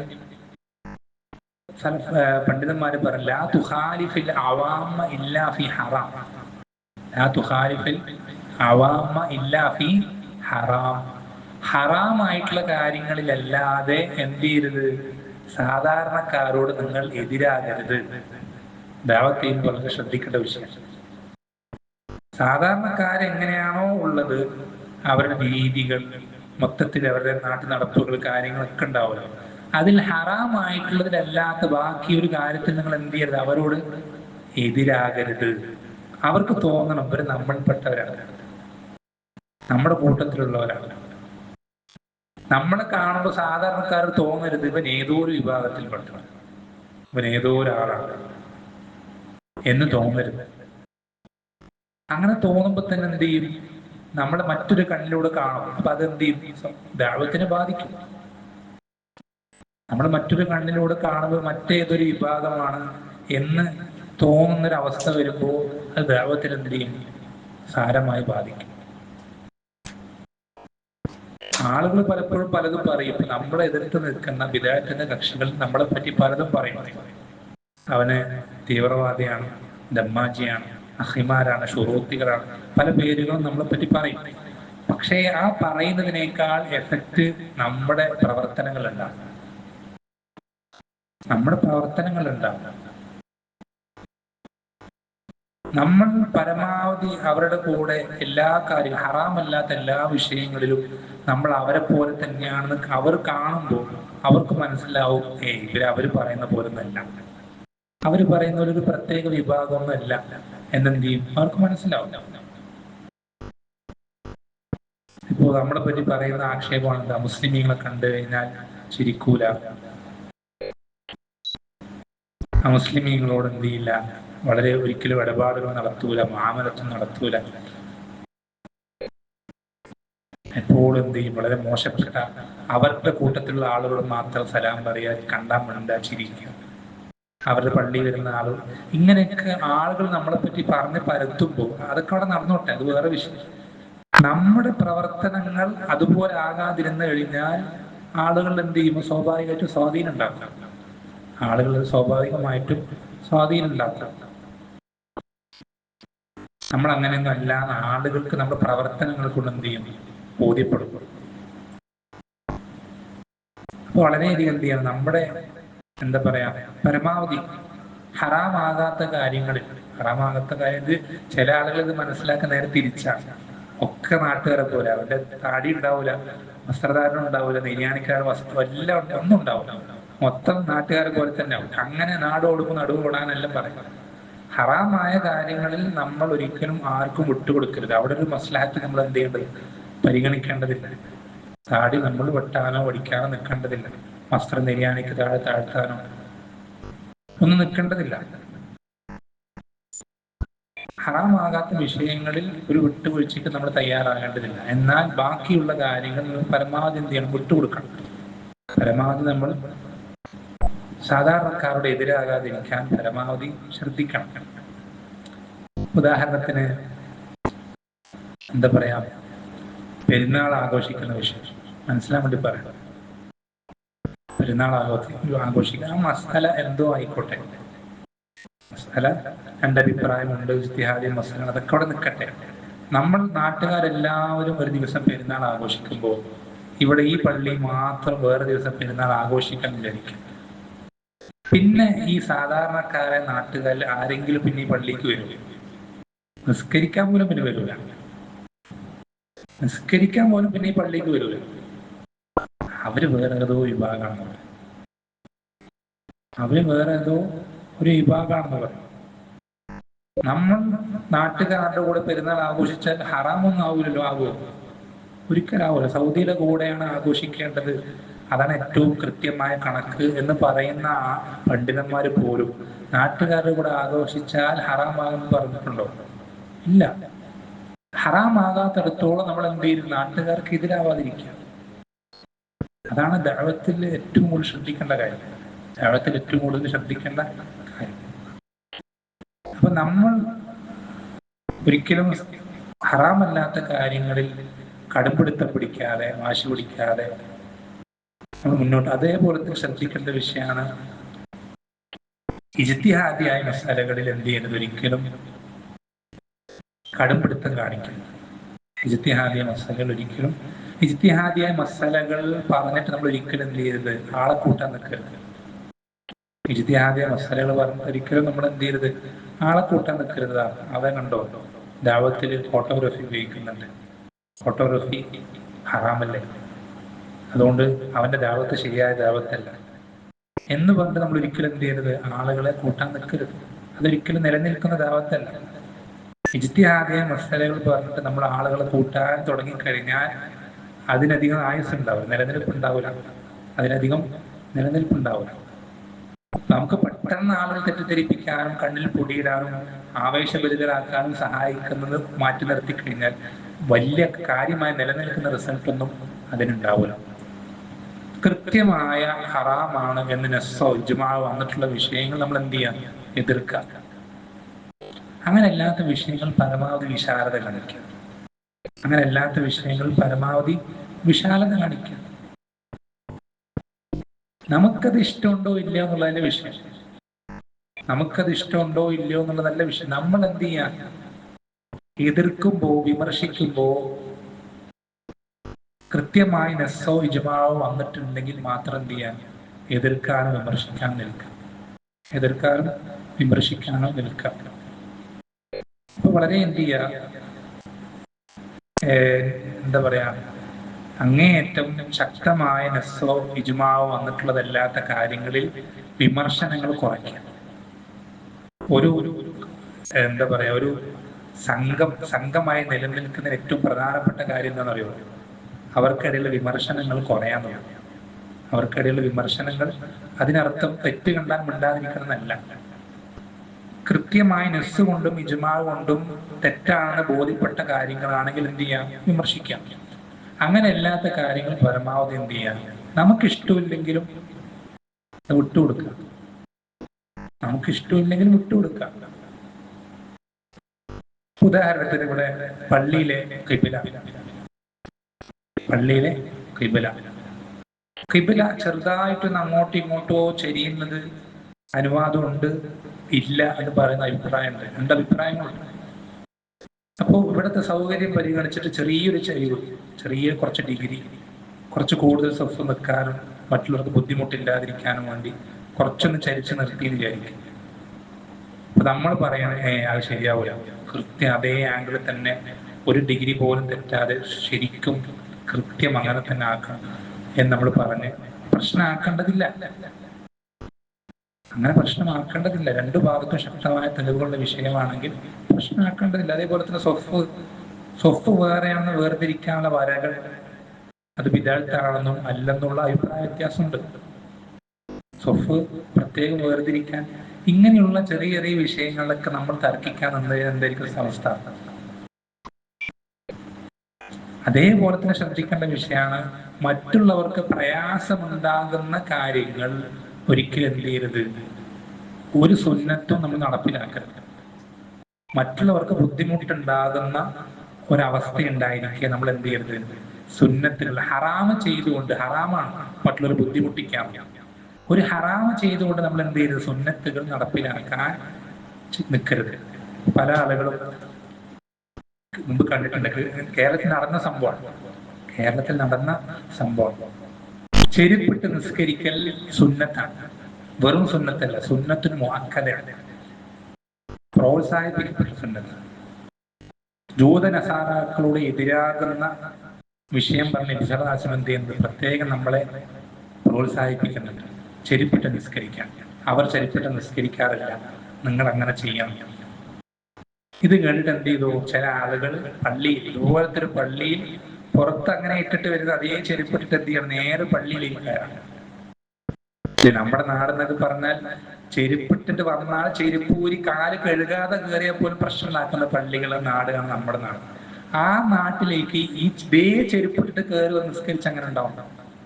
അതന്നെ ഉണ്ടായിട്ട് അവിടെ വലിയ പ്രശ്നമായി, അടിയായി, ആകെ പുലിവാലായി.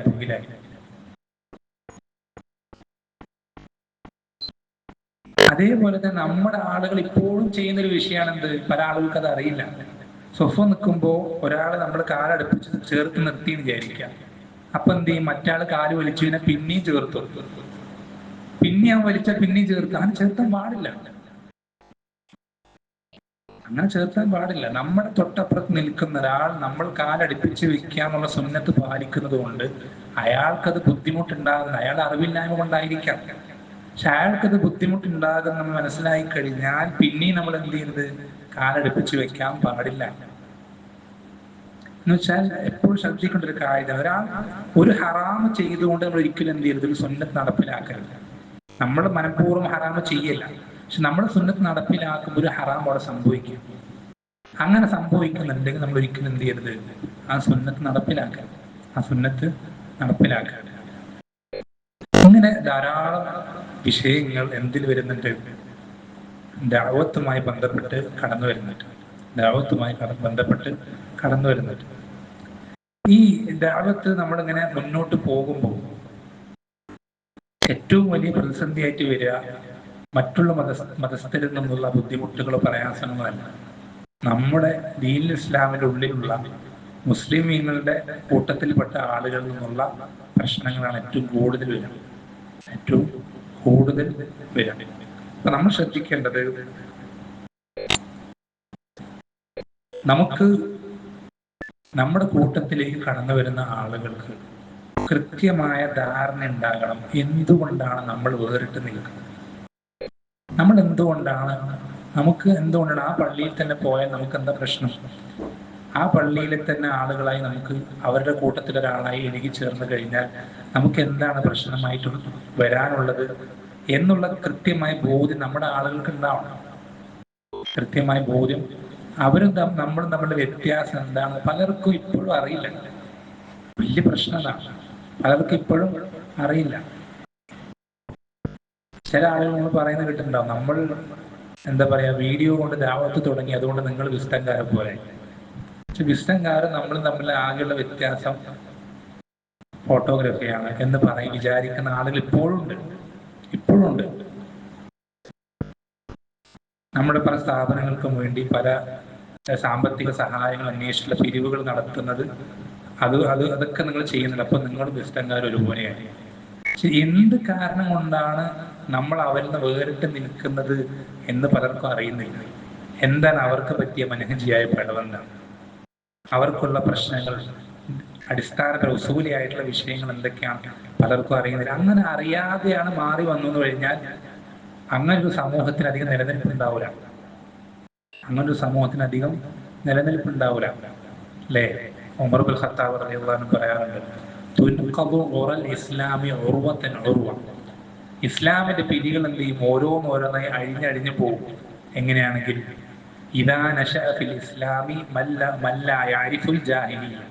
ജാഹിലിയത്ത് എന്താണെന്ന് അറിയാത്ത ഒരാൾ ഇസ്ലാമിൽ വളർന്നു വരിക. ജാഹിലിയത്ത് എന്താണെന്ന് അറിയാത്ത ഒരാൾ ഇസ്ലാമിൽ വളർന്നു വന്നു കഴിഞ്ഞാൽ അവൻ ആ ഇസ്ലാം എന്ത് ചെയ്യും? അതിന്റെ പിരികൾ പതുക്കെ കഴിഞ്ഞു പോകും. സലഫികളായി സലഫിയത്തിലേക്ക് കടന്നു വരുന്ന ആളുകൾക്ക് അറിയുന്നില്ല എന്താണ് നമ്മളും അവരും തമ്മിലുള്ള വ്യത്യാസം എന്നറിയാതെയാണ് നമ്മുടെ കൂട്ടത്തിൽ നിൽക്കുന്നതെങ്കിൽ അത് ഇന്നല്ലെങ്കിൽ നാളെ കൊഴിഞ്ഞു പോകാനുള്ളതാണ്. നിലനിൽക്കൂല. ഇതൊക്കെ നമ്മൾ എന്ത് ചെയ്യണം? വളരെയധികം ശ്രദ്ധിക്കണം. ഇതൊക്കെ നമ്മൾ വളരെയധികം നമ്മുടെ ദഅവത്തിൽ ശ്രദ്ധിക്കേണ്ട മേഖലകളാണ്. അതേപോലെ തന്നെ നമ്മളുടെ ദഅവത്തിൽ മുമ്പ് ഈ ദഅവത്തുമായി ഇറങ്ങിയ ആളുകൾക്ക് പറ്റിയ അബദ്ധങ്ങളെ പറ്റി നമുക്ക് കൃത്യമായ ധാരണ ഉണ്ട്. നമ്മളല്ലല്ലോ ആദ്യ ദഅവത്തിന് ഇറങ്ങാൻ പോകുന്നത്. പൊതുസമൂഹത്തിന് ദഅവത്ത് ചെയ്യുന്നതിൽ ആദ്യത്തെ മാതൃക നമ്മളൊന്നുമല്ല. നമുക്ക് മുമ്പ് പലരും ഇറങ്ങിയിട്ടുണ്ട്. പല കാര്യങ്ങളും പല മേഖലകളിൽ അവരെന്ത് ചെയ്തിട്ടുണ്ട്? അവരുടെ കയ്യൊപ്പ് ചാർത്തിയിട്ടുണ്ട്. അവർക്ക് പറ്റിപ്പോയ അബദ്ധങ്ങൾ എന്തൊക്കെയാണ്, അവർക്ക് എവിടേക്കാണ് വീഴ്ചകൾ പറ്റിയതെന്ന് കൃത്യമായ ധാരണ നമുക്ക് വേണം. ഒന്നാമത്തെ അവർക്ക് പറ്റിയ പ്രശ്നം എന്താ? നേരത്തെ പറഞ്ഞ വിഷയങ്ങളല്ലാതെ നമ്മുടെ മുമ്പ് കഴിഞ്ഞു പോയ ആളുകൾക്ക് ദഅവത്തിൽ പറ്റിയ മറ്റൊരു പ്രധാനപ്പെട്ട പിഴവ് എന്താണെന്നറിയോ? ഖുർആനും സുന്നത്തും പഠിച്ചു കഴിയാത്ത ഒരാൾ എന്ത് ചെയ്യും? ബൈബിളും ഗീതയും രാമായണമൊക്കെ പഠിപ്പിക്കാൻ പറ്റും. ഖുർആനും സുന്നത്തും അയാൾ ശരിക്കും പഠിച്ചിട്ടുണ്ടാവില്ല. അവൻ എന്ത് പഠിപ്പിക്കും? ബൈബിളില് യോഹന്നാൻ സുവിശേഷത്തില് ഇത്രാമത്തെ സൂക്തത്തിൽ ഈ ഒരു അധ്യായത്തിൽ ഇങ്ങനെ പറഞ്ഞിട്ടുണ്ട്, മത്തായി സുവിശേഷം ഈ ഒരു അധ്യായം 3-ാമത്തെ സൂക്തത്തിൽ ഇങ്ങനെ പറഞ്ഞിട്ടുണ്ട്. ഗീതയിൽ ഈ ഒരു വചനത്തിൽ, ഈ ഒരു ഉപനിഷത്തിൽ എന്നൊക്കെ പറഞ്ഞിട്ട് എന്ത് ചെയ്യും, അവൻ ഇതൊക്കെ പഠിക്കും. ഇതൊക്കെ പഠിക്കേണ്ടത് ആരാണ്? ഇത് തീരെ ഒരു തരത്തിലും ഒരാൾക്ക് ഒരിക്കൽ പോലും പഠിക്കാൻ പാടില്ല എന്നൊന്നുമില്ല. അതിൻ്റെതായിട്ടുള്ള നിയമങ്ങളും കൃത്യമായ അവസരങ്ങളൊക്കെ പാലിച്ചുകൊണ്ടാണെങ്കിൽ പറ്റും. അതിലേറ്റവും ഒന്നാമത് ശ്രദ്ധിക്കേണ്ട കാര്യം എന്താണെന്നറിയോ? സ്വന്തം ദീനിനെ പറ്റി പഠിച്ചിട്ടായിരിക്കണം മറ്റുള്ളവർ ദീനിനെ പറ്റി പഠിക്കണം. സ്വന്തം ദീനിനെ പറ്റി പഠിച്ചിട്ടായിരിക്കണം മറ്റുള്ളവർ ദീനിനെ പറ്റി പഠിക്കണം. സ്വന്തം ദീനിനെ പറ്റി അറിയില്ല, സ്വന്തം ദീനിനെ പറ്റി അവൻ അറിയില്ല. ലാ ഇലാഹ ഇല്ലല്ലാഹ് ശുറൂത്തുകൾ ചോദിച്ചു നോക്കി. ഈ രാമായണവും ഗീതയൊക്കെ ഓതുന്ന, ബൈബിളൊക്കെ ഓതുന്ന ആളുകളോട് ലാ ഇലാഹ ഇല്ലല്ലാഹ് ശുറൂത്തുകൾ വേറൊന്നും ചോദിക്കണ്ട, വലിയ വലിയ മസാലകളൊന്നും ചോദിക്കണ്ട. ഏറ്റവും അടിസ്ഥാനപരമായിട്ടുള്ള വിഷയങ്ങൾ ചോദിച്ച് ലാ ഇലാഹ ഇല്ലല്ലാഹ് ശുറൂത്തുകൾ ചോദിച്ചാൽ അവന് പറയാൻ കിട്ടൂല. അവന് ലാ ഇലാഹ ഇല്ലല്ലാഹ് ശുറൂത്തുകൾ അറിയില്ല. ഒരാൾ അഷ്ഹദു അന്ന മുഹമ്മദ് റസൂലുള്ളാഹ് എന്ന് പ്രഖ്യാപിച്ചാൽ അവന്റെ ഒരു വ്യക്തിയുടെ മേൽ നിർബന്ധമാകുന്ന ബാധ്യതകൾ അതെന്തൊക്കെയാണെന്ന് ചോദിച്ചു നോക്കി, അവനറിയില്ല. സ്വന്തം ദീനിനെ പറ്റി പഠിച്ചു കഴിഞ്ഞിട്ടായിരിക്കണം എന്ത് ചെയ്യേണ്ടത്, അതിനെപ്പറ്റി കൃത്യമായ ധാരണ വന്ന് അവന്റെ ജീവിതത്തിൽ ഹറാമുകൾ ഒരിക്കലും കടന്നു വരാത്ത രൂപത്തിലേക്ക് അവന്റെ ജീവിതത്തെ മാറ്റി തീർത്ത് വാജിബുകൾ കൃത്യമായി എന്തൊക്കെയാണെന്ന് പഠിച്ചറിഞ്ഞിട്ട് പിന്നെ ഒരാൾ എന്ത് ചെയ്യണം, എൻ്റെ നാട്ടിൽ മറ്റുള്ള മതസ്ഥരുണ്ട്, അവർക്ക് കൃത്യമായ ഹക്ക് പറഞ്ഞു കൊടുക്കാൻ എനിക്കിതിൻ്റെ ആശയങ്ങൾ പഠിക്കേണ്ടതുണ്ട്, അതിന്റെ അടിസ്ഥാനങ്ങൾ മനസ്സിലാക്കി എന്ന നല്ല ഉദ്ദേശത്തോടു കൂടെ അവൻ ഇത് പഠിച്ചു കഴിഞ്ഞിട്ടാണ് അതിലേക്ക് ഇറങ്ങുന്നതെങ്കിൽ കുഴപ്പമില്ല. അതൊക്കെ പഠിച്ചു കഴിഞ്ഞിട്ടാണ് ഇതിലേക്ക് ഇറങ്ങുന്നത്. അതും അതിൽ തന്നെ വർഷങ്ങൾ പഠിക്കാൻ, വലിയ റിസർച്ച് നടത്താനൊന്നുമല്ല. നമുക്ക് നമ്മുടെ തെളിവെന്നുള്ളത് ഖുർആനും സുന്നത്തുമാണ്. നമുക്ക് ആളുകൾ ദഅവത്ത് ചെയ്യാൻ ഖുർആനും സുന്നത്തും മതി. അതിനൊരു എന്താ പറയാ, ഒരു ഉപോത്ബലകം എന്ന് പറയാം മലയാളത്തിൽ. കൂടെ ഒരു ബലത്തിനൊരു സപ്പോർട്ട് എന്ന നിലയ്ക്ക് നമ്മൾ എന്ത് ചെയ്യണം, ഈ ഒരു കാര്യം കൂടെ നമ്മൾ പറയുന്നത് മാത്രം. അതൊന്നാമത് നമ്മുടെ കൂട്ടത്തിൽ ദഅവത്തിന് ഇറങ്ങിയ ആളുകൾക്ക് പറ്റിയ വലിയൊരു അബദ്ധമാണ്.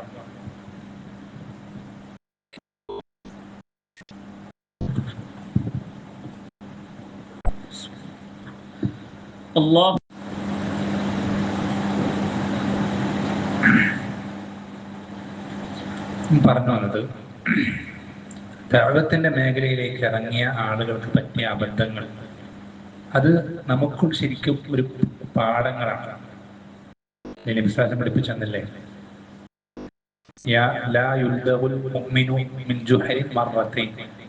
ഒരു മുഅ്മിൻ ഒരിക്കലും എന്തില്ല ഒരേ മാളത്തിൽ നിന്ന് 2 തവണ കടിയേൽക്കുകയില്ല. നമ്മുടെ മുന്നിൽ ആ അബദ്ധങ്ങളിൽ വീണുപോയി നമുക്ക് പാഠങ്ങളായി മാറിയ ആളുകളുണ്ട്. അങ്ങനെ ഇരിക്കെ നമ്മൾ ഒരിക്കലും അവർ വീണുപോയ അതേ അബദ്ധങ്ങൾ നമ്മൾ എന്ത് ചെയ്യുന്നു, നമ്മൾ ചെന്ന് വീഴരുത്. അപ്പൊ ഒന്നാമത്തെ അബദ്ധം നമ്മുടെ മുന്നിൽ കഴിഞ്ഞു പോയ ആളുകൾക്ക് പറ്റിയതാണ്. നമ്മുടെ മുന്നിൽ കഴിഞ്ഞ അവർക്ക് നല്ല ഉദ്ദേശങ്ങൾ ഉണ്ടായിരിക്കുള്ളൂ, അവരൊരിക്കലും തെറ്റായ ഉദ്ദേശങ്ങൾ കൊണ്ട് ചെയ്യുന്നതായിരിക്കണം എന്നില്ല. പക്ഷെ അതെന്തല്ല, പറഞ്ഞ് അങ്ങനെ പോയി അവസാനം എന്തായി, ഈ കേൾക്കുന്ന ആൾ ധരിക്കുന്ന അവസ്ഥയിലേക്ക് എത്തി. എന്ത്, എല്ലാ ദീനും ശരിയാണ് എന്ന് ധരിക്കുന്ന അവസ്ഥയിലേക്ക് പോലും പല ആളുകളും ലക്ഷങ്ങൾ മുടക്കി സ്റ്റേജുകൾ കെട്ടി മണിക്കൂറുകൾ പ്രസംഗിച്ചു കഴിഞ്ഞിട്ട് അവസാനം ഈ പ്രസംഗം കേട്ടൊരു അമുസ്ലിം പറയാണ്, ഓ നമ്മുടെ മതത്തിലും ഇങ്ങനെയൊക്കെ ഉണ്ടല്ലേ, നമ്മുടെ മതവും ശരിയാണല്ലേ എന്ന് അയാൾ പറയും. അത് നമ്മൾ കണ്ണുകൊണ്ട് കണ്ട കാര്യമാണ്, വെറുതെ നമ്മൾ അയാളെ കുറ്റപ്പെടുത്താൻ വേണ്ടി പറയുന്നതല്ല. അങ്ങനൊരു അവസ്ഥ, ഒരു റിസൾട്ട് നമ്മുടെ സംസാരം കൊണ്ട് ഉണ്ടാവുകയാണെങ്കിൽ പിന്നെ ആ സംസാരത്തിന് എന്ത് ഹൈറാണുള്ളത്, ആ ദഅവത്തിന് എന്ത് ഗുണാണുള്ളത്?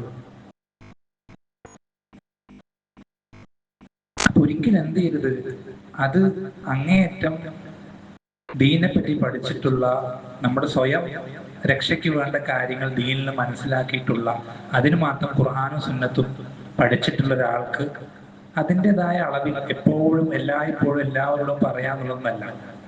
ചില ആളുകൾക്ക് ഈ മറ്റുള്ള മതങ്ങളിലെ കാര്യങ്ങൾ കോട്ടിങ്ങുകൾ എടുത്ത് പറയണം നിർബന്ധമൊന്നുമില്ല. ചിലർക്ക് ഹക്ക് പറഞ്ഞാൽ ഖുർആൻ സുന്നത്തും പറഞ്ഞു കൊടുത്താൽ തന്നെ എന്ത് ചെയ്യും, ഒരുവിധം ആളുകളൊക്കെ ഹക്ക് സ്വീകരിക്കും, തയ്യാറാവും, മാറ്റം വരും.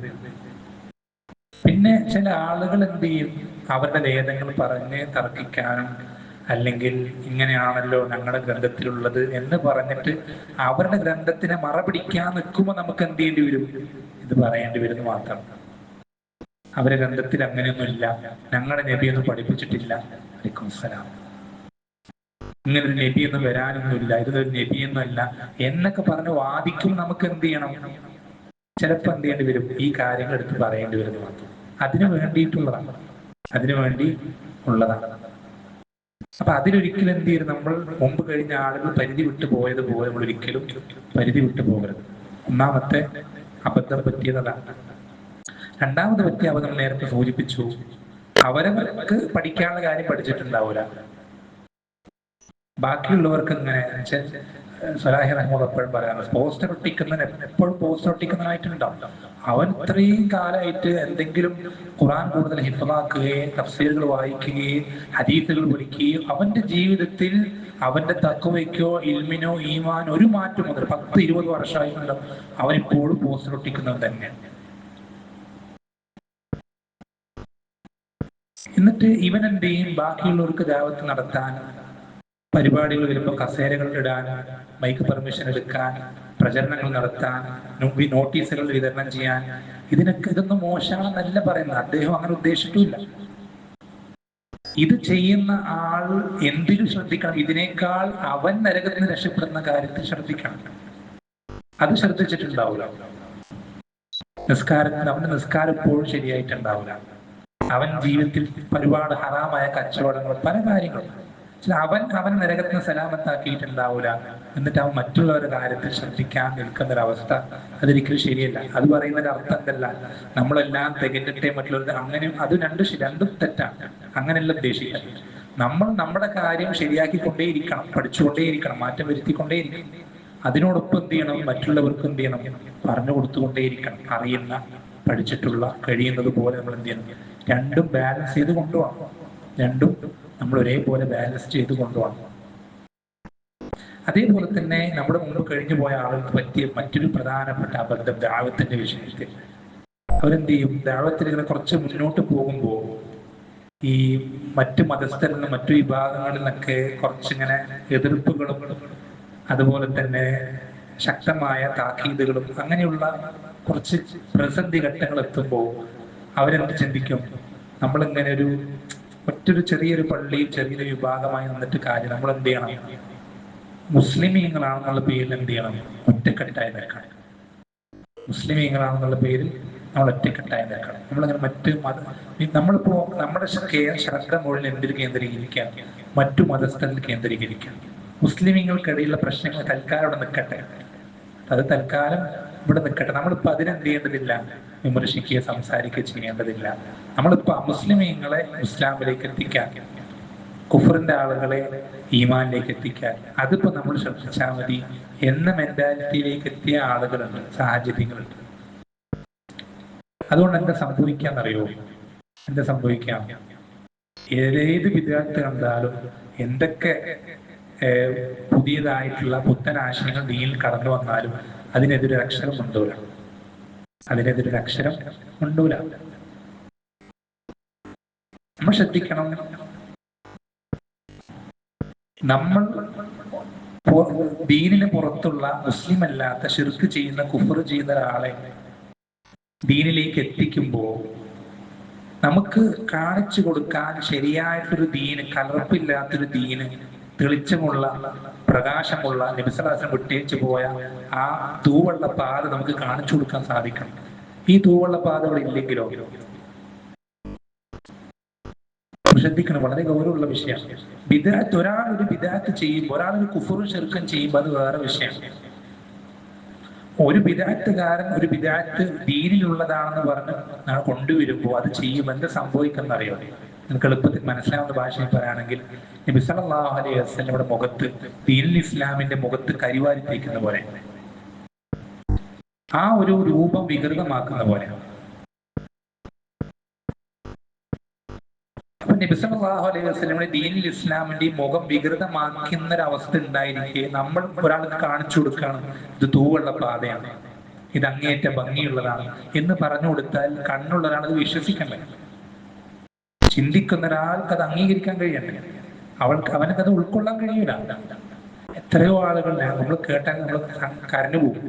എത്രയോ ആളുകൾ ഇസ്ലാമിലേക്ക് കടന്നു, പിന്നീട് അള്ളാഹു അവർക്ക് ഹിദായത്ത് കൊടുത്തു. അവർ പലപ്പോഴും ഇസ്ലാമിനെ പറ്റി എത്രയോ വർഷങ്ങൾക്ക് മുമ്പ് ചിന്തിച്ചിട്ടുണ്ട്. പക്ഷെ അവർക്ക് ഇസ്ലാമിലേക്ക് കടന്നു വരാനുള്ള തടസ്സം എന്താ? അവരുടെ നാവ് കൊണ്ട് പറയാൻ നമ്മൾ കണ്ടിട്ടുണ്ടാവും, കേട്ടിട്ടുണ്ടാവും. അവർ ചിന്തിച്ചത്, അവർ ഇസ്ലാമിലേക്ക് നോക്കുമ്പോൾ മുസ്ലിം സമൂഹമായിട്ട് അവർ കാണുന്നത് ഈ കാണുന്ന സമസ്ത ഷിർക്ക് ഖുറാഫാത്തുകൾക്കുള്ള ആളുകളെ. അപ്പൊ അവരുടെ ദീനിൽ കാണുന്ന ഒരു ക്രിസ്ത്യൻ സഹോദരൻ പറഞ്ഞതാണ്, അവരുടെ ദീനിൽ എന്തെല്ലാം ഉണ്ടോ അതെല്ലാം ഇവിടെയുണ്ട്. എല്ലാം പുണ്യാളന്മാരായിട്ട് ഇവർ കണക്കാക്കുന്ന ആളുകൾക്ക് ഇവരെന്തെല്ലാം വകവെച്ചു കൊടുക്കുന്നോ അതെല്ലാം ദീൻ ഇസ്ലാമിലുണ്ട്. പേര് മാത്രം മാറ്റം. ഇവിടെ പുണ്യാളനാണെങ്കിൽ ഇവിടെ ഔലിയാണ്. വേറൊരു വ്യത്യാസമില്ല. അവൻ നോക്കുമ്പോൾ രണ്ടും നമ്മൾ കമ്പയർ ചെയ്യുമ്പോൾ ഒരു വ്യത്യാസം ഈ രണ്ട് ദീനുകളും തമ്മിൽ അവന് കാണാൻ സാധിക്കുന്നില്ല. കാരണം അവൻ കാണുന്ന ദീൻ എന്നുള്ളത് ഈ ഒരു കരുവാരിത്തേക്കപ്പെട്ട വികൃതമാക്കപ്പെട്ട ദീനാണ്. എന്ന് വെച്ചാൽ നമ്മൾ എപ്പോഴും നമ്മുടെ മനസ്സിൽ നമ്മൾ ഉറപ്പിച്ച് വിശ്വസിക്കേണ്ട കാര്യം എന്നുള്ളത്, ഈ ദീനിന്റെ ദഅവത്തിന് ഏറ്റവും വലിയ തടസ്സമായി നിൽക്കുന്നത് മുശ്രിക്കുകളും കാഫിറുകളല്ല, ബിദ്അത്തിന്റെ ആളുകൾ. മനസ്സിൽ നമ്മളെപ്പോഴും നമ്മുടെ ഹൃദയത്തിൽ ഉറപ്പിച്ചു വെക്കേണ്ട ഒരു അടിസ്ഥാനം. നമ്മൾ ഒരു സ്ട്രീറ്റ് ദഅവയ്ക്ക് പോയിട്ടില്ല എന്ന് വിചാരിക്കാം, ഒരാൾക്കിടയിലേക്ക് ഒരു വീട്ടിലേക്ക് ഇറങ്ങി ദഅവത്ത് ചെയ്തിട്ടില്ല എന്ന് തന്നെ വിചാരിക്കാം.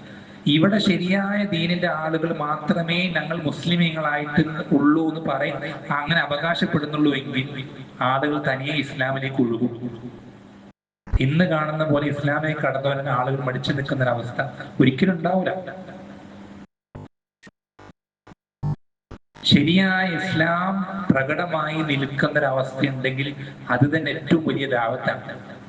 ആളുകൾ ഇസ്ലാമിലേക്ക് കടന്നു വരാൻ ഏറ്റവും അധികം പ്രേരിപ്പിക്കുന്ന കാര്യം. കാരണം ഇസ്ലാമിന്റെ ഭംഗി ആളുകളിലേക്ക് എത്തണം. അവർക്ക് ആ ഭംഗി തിരിച്ചറിയാൻ സാധിക്കണം. അതിന്റെ മാധുര്യം അവർക്ക് കണ്ടറിയാൻ സാധിക്കണം. അപ്പോഴേ അവരെന്ത് ചെയ്യുള്ളൂ? ഇസ്ലാമിലേക്ക് കടന്നു വരുള്ളൂ.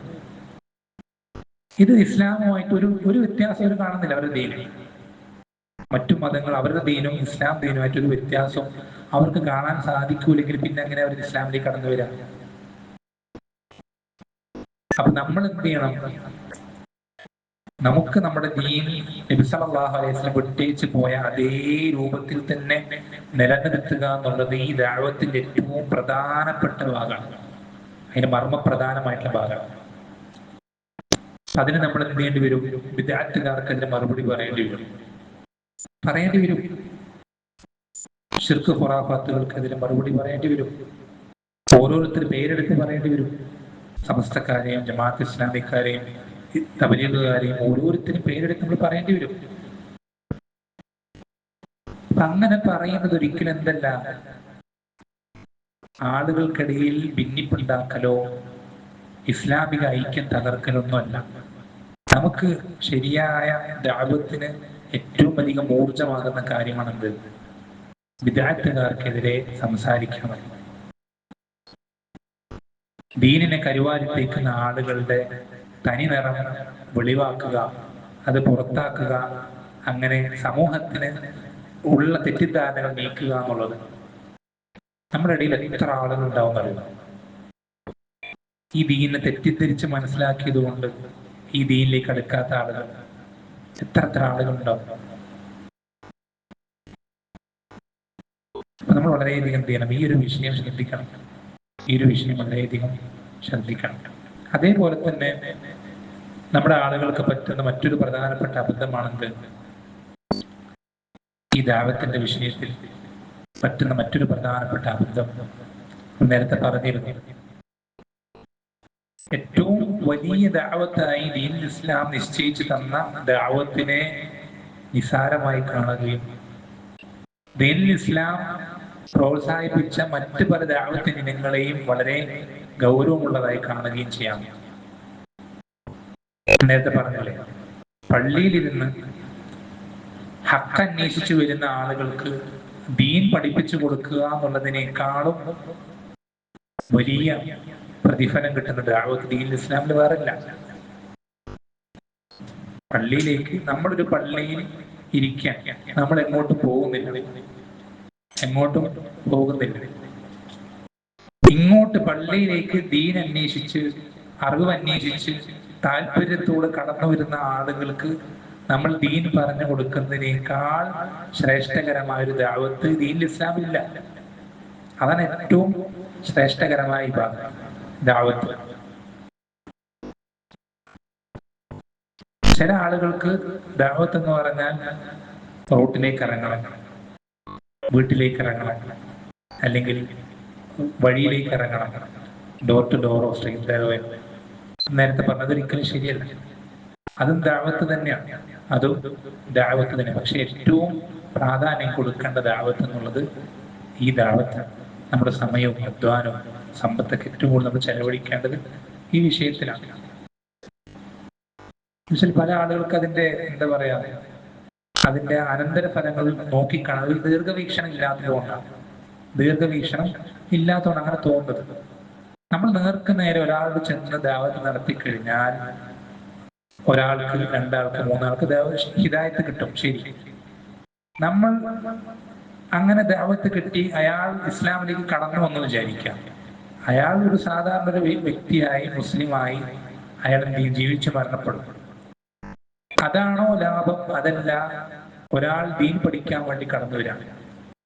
അയാളെ കൊണ്ട് എന്ത് ചെയ്യും? ആയിരക്കണക്കിന് ആളുകൾക്ക് എന്ത് ചെയ്യും? ഹിദായത്ത് കിട്ടും. അയാളെ കൊണ്ട് ആയിരക്കണക്കിന് ആളുകൾക്ക് ഹിദായത്ത് കിട്ടും. ഇതിലേതാ ലാഭം?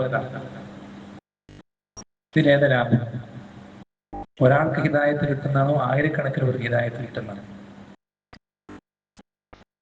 വളരെയധികം നമ്മുടെ ദഅവത്ത് എന്നുള്ള ഏറ്റവും ദീർഘവീക്ഷണത്തോടെ നമ്മൾ സമീപിക്കണം. ഒരിക്കലും ഇപ്പോഴുണ്ടാകുന്ന പെട്ടെന്ന് ഉണ്ടാകുന്ന റിസൾട്ടുകൾ ഒരിക്കലും അതിനടിസ്ഥാനപ്പെടുത്തിയിട്ടാകരുത് നമ്മൾ എന്ത് ചെയ്യേണ്ടത്, ദഅവത്തിനെ സമീപിക്കണം. അതേപോലെ തന്നെ അവസാനിപ്പിക്കണം. ഒരു പ്രധാനപ്പെട്ട കാര്യങ്ങൾ എന്തെയാ പറയുന്നത്? എന്ത്? അത് ഇബ്നു അബ്ബാസ് റളിയല്ലാഹു അൻഹു സ്ഥിരപ്പെട്ട അഥറുകളുണ്ട്. എല്ലാത്തിനും പുറമെ സൂറത്തു അബസ വതവല്ല എന്ന സൂറത്തിൽ നമ്മൾ ആ സംഭവം നമുക്കറിയാം. അവിടെ രണ്ടും ദഅവത്താണ്.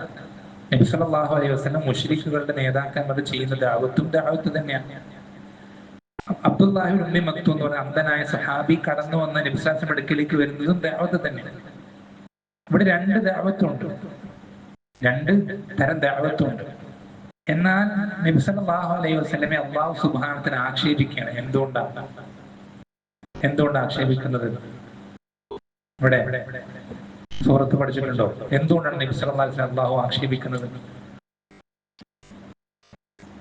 പരിഗണിക്കാതിരുന്ന എന്തുകൊണ്ടാണ്? അദ്ദേഹം ദഅവത്തിലായിരുന്നു.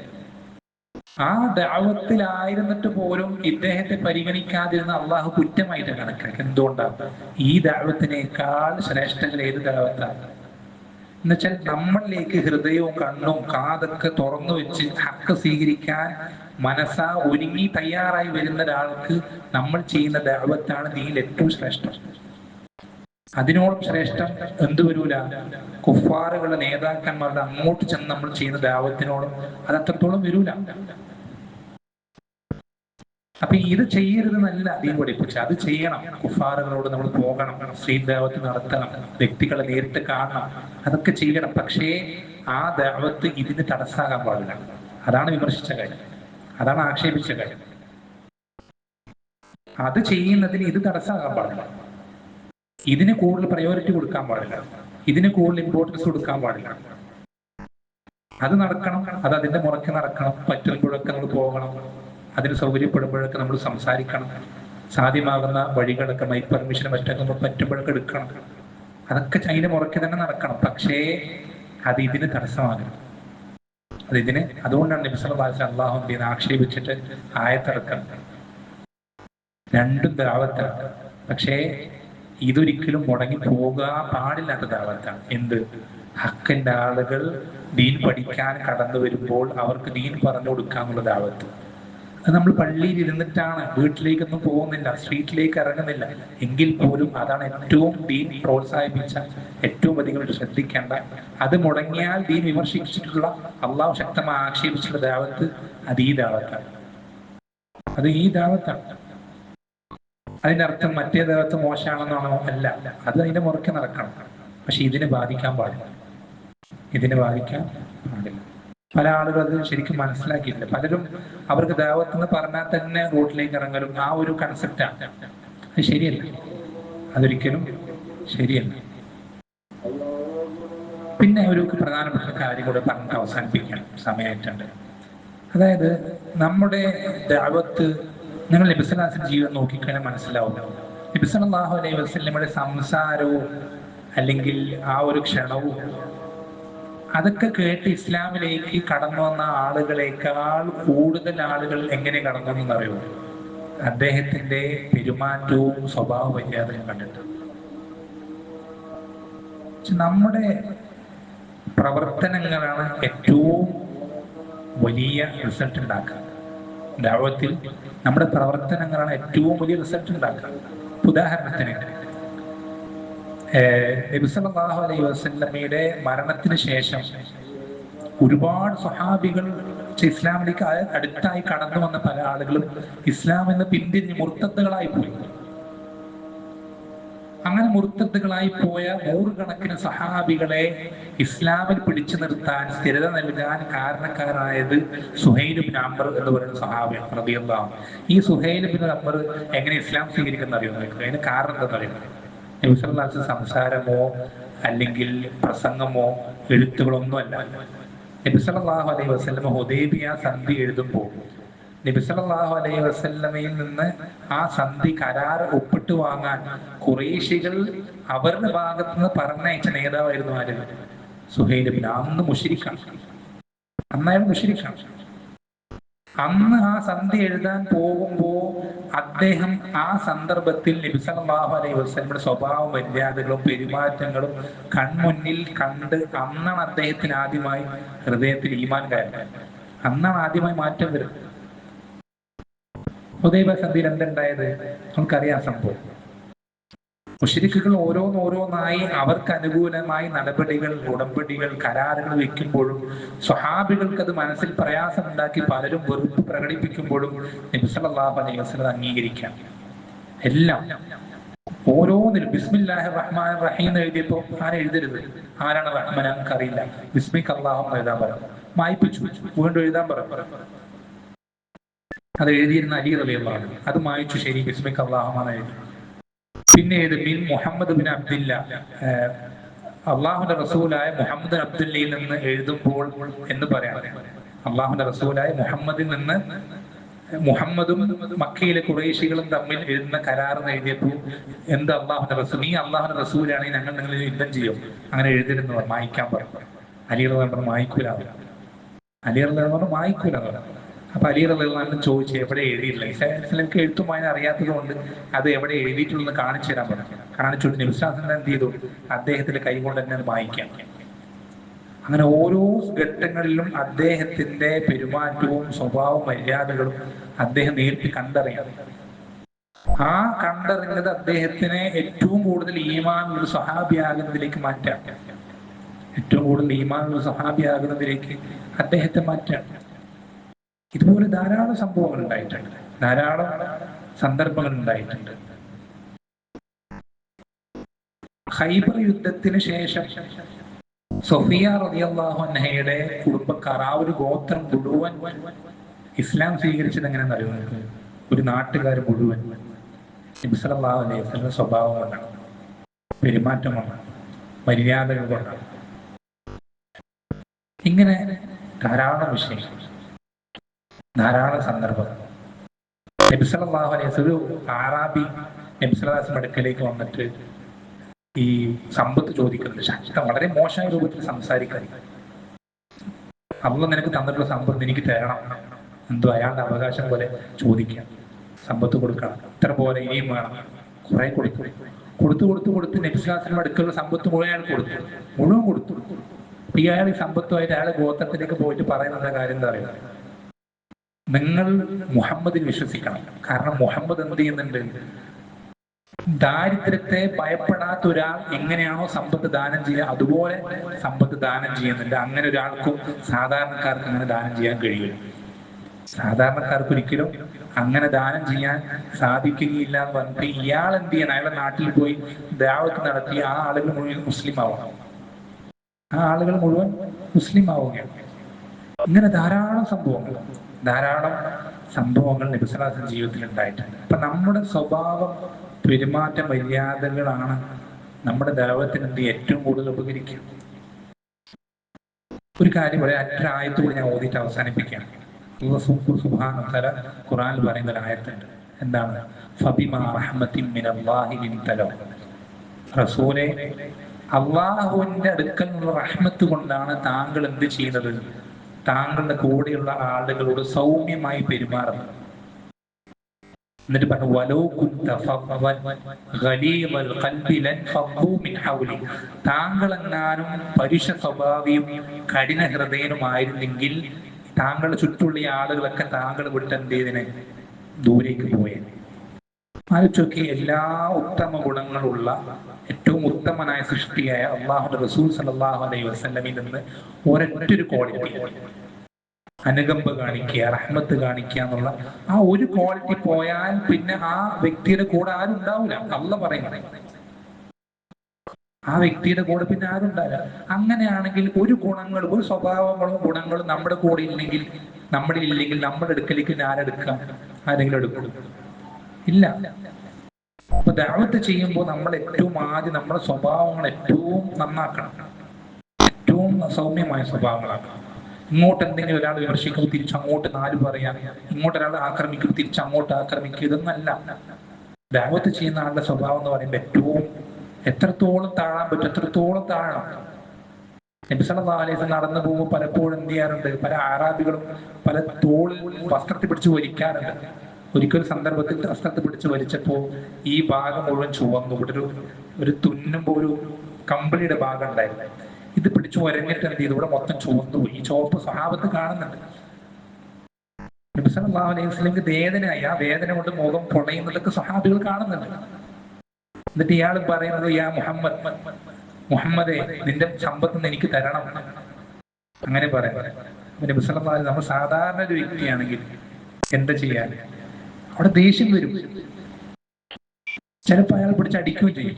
നബി സല്ലല്ലാഹു അലൈഹി വസല്ലം ദേഷ്യം കൊണ്ട് മുഖം ചുളിഞ്ഞിട്ട് ആ ചുളി വേദന എന്ന് മാറിയപ്പോൾ അയാളുടെ മുഖത്ത് നോക്കി ചിരിച്ചിട്ട് എന്ത് ചെയ്യണം? അയാൾക്ക് വേണ്ട സമ്പത്ത് കൊടുക്കാൻ പറയാം. അപ്പൊ നമ്മൾ എന്ത് ചെയ്യണം? ഇതുപോലെ പരമാവധി താഴ്ന്നു കൊടുക്കുക, പരമാവധി വിട്ടുകൊടുക്കുക. നബി സല്ലല്ലാഹു അലൈഹി വസല്ലം മദീനത്തൂടെ പോകുമ്പോൾ പല കിളവികളായിട്ടുള്ള വയസ്സായിട്ടുള്ള സ്ത്രീകൾ നബി സല്ലല്ലാഹു അലൈഹി വസല്ലം എന്ത് ചെയ്യണം? വസ്ത്രത്തിൽ പിടിച്ച് വലിച്ചു കൊണ്ടുപോകാറുണ്ട്. എന്നിട്ട് അവരുടെ വീട്ടിലെ കാര്യങ്ങളും പ്രശ്നങ്ങളൊക്കെ പറയും. ഇങ്ങനെയൊക്കെ എൻ്റെ വീട്ടിൽ പ്രശ്നമുണ്ട്, ഇതിനെന്താണ് ചെയ്യേണ്ടത്? ഏതൊക്കെയോ വയസ്സായ സ്ത്രീകളാണ്. പാവപ്പെട്ട വീട്ടിലുള്ള ആരാലും തിരിഞ്ഞു നോക്കപ്പെടാത്ത സ്ത്രീകൾക്ക് പോലും നബി സല്ലല്ലാഹു അലൈഹി വസല്ലമയെ അപ്രോച്ച് ചെയ്യാൻ പറ്റും. അദ്ദേഹത്തിന് അടുക്കലേക്ക് എത്താൻ കഴിയും, അദ്ദേഹത്തിലുള്ള കാര്യങ്ങൾ പറയാൻ കഴിയും, എന്തും സംസാരിക്കാൻ കഴിയും. ആ രൂപത്തിൽ നമ്മൾ എന്ത് ചെയ്യണം? പരമാവധി ആളുകൾക്കിടയിലേക്ക് എന്ത് ചെയ്യാം? പരമാവധി റഹ്മത്ത് കാണിക്കുകയും അവർക്ക് പുറത്തു കൊടുക്കുകയില്ലെന്ന്. ത്വായിഫിൽ പോയപ്പോൾ കല്ലെറിഞ്ഞ സന്ദർഭം നമുക്കറിയാം. അള്ളാഹു സുബ്ഹാനഹു വ തആല മലക്കിനായി, നീ അനുവാദം തന്നാൽ ഈ രണ്ട് മലകൾ തമ്മിൽ കൂട്ടിച്ചേർത്തി അള്ളാഹു എന്ത് ചെയ്യും? ഈ സമൂഹത്തെ മുഴുവൻ നശിപ്പിച്ചു കളയെന്ന് പറഞ്ഞപ്പോൾ അങ്ങനെ ചെയ്യരുത്. അള്ളാഹു സുബ്ഹാനഹു വ തആല എന്ത് ചെയ്യും? ചിലപ്പോൾ അവരിൽ നിന്ന് അവനെ മാത്രം ഇബാദത്ത് ചെയ്യുന്നൊരു തലമുറയെ കൊണ്ടുവന്നേക്കാം, പുറത്തെടുത്തേക്കാം. പരമാവധി വിട്ടുകൊടുക്കുക, പുറത്തു കൊടുക്കുക. അതിനർത്ഥം ആരോടും പ്രതികാരം സ്വീകരിച്ചിട്ടില്ല എന്നല്ല. അങ്ങേയറ്റം ദുഷ്ടന്മാരും അങ്ങേയറ്റം ക്രൂരന്മാരായിട്ടുള്ള ആളുകളോട് പ്രതികാരം നടപടി സ്വീകരിച്ചിട്ടുണ്ട്. പക്ഷെ എങ്കിൽ പോലും മാക്സിമം വിട്ടുകൊടുക്കാൻ, പുറത്തു കൊടുക്കാനാണ് നബി സല്ലല്ലാഹു അലൈഹി വസല്ലം എന്ത് ചെയ്യുന്നത്? ശ്രദ്ധിച്ചിട്ടുള്ളത്. അല്ലെ, തന്നിൽ വിശ്വസിച്ചു എന്നുള്ള ഒറ്റൊരു കാരണത്താൽ ആക്രമിക്കുകയും പലരെയും കൊലപ്പെടുത്തുകയും നാട് വിട്ടു പോകാൻ നിർബന്ധിതരാക്കുകയും ചെയ്ത അതേ മക്കാർ തന്റെ കാലിൽ ചൂട്ടിലായപ്പോൾ നബി സല്ലല്ലാഹു അലൈഹി വസല്ലം എന്ത് പറഞ്ഞത്? ലാ തത്രീബ അലൈക്കും, ഇന്ന് നിങ്ങളുടെ മേൽ ഒരു കുറ്റമില്ല, പൂർണ്ണമായിട്ട് വിട്ടുകൊടുക്കാണ്, പുറത്തു കൊടുക്കാണ്. പരമാവധി അങ്ങനെ നമ്മുടെ സ്വഭാവവും പെരുമാറ്റവും നല്ല ഉത്തമ ഗുണങ്ങളും കൊണ്ടാണ് ഏറ്റവും കൂടുതൽ ആളുകൾ ഇസ്ലാമിലേക്ക് കടന്നു വരുന്നത്. നിങ്ങൾ ചിന്തിച്ചു നോക്കി, ആ ഒരൊറ്റൊരു നിലപാട് കൊണ്ട് മക്കാർ മുഴുവൻ ഇസ്ലാമിലേക്ക് സ്വീകരിച്ചു. അത്രയും കാലം പറഞ്ഞിട്ടും ദഅവത്ത് നടത്തിയിട്ടും ആയത്തോതിയിട്ടും ഹദീസ് എല്ലാം ചെയ്തിട്ടും ഇസ്ലാമിലേക്ക് കടന്നു വരാത്ത ആളുകൾ ആ ഒരൊറ്റൊരു സെക്കൻഡ് കൊണ്ട് എല്ലാവരും ഇസ്ലാം സ്വീകരിച്ചു. എല്ലാവരും. ആ ഒരൊറ്റൊരു സന്ദർഭം കൊണ്ട് അന്ന് മക്കയിൽ ഇസ്ലാം സ്വീകരിക്കാത്ത പിന്നെ ആരും ഉണ്ടായിരുന്നില്ല. അപ്പൊ ചില സന്ദർഭങ്ങൾ, ചില നിലപാടുകൾ, ചില സംസാരങ്ങൾ അങ്ങനെയാണ്.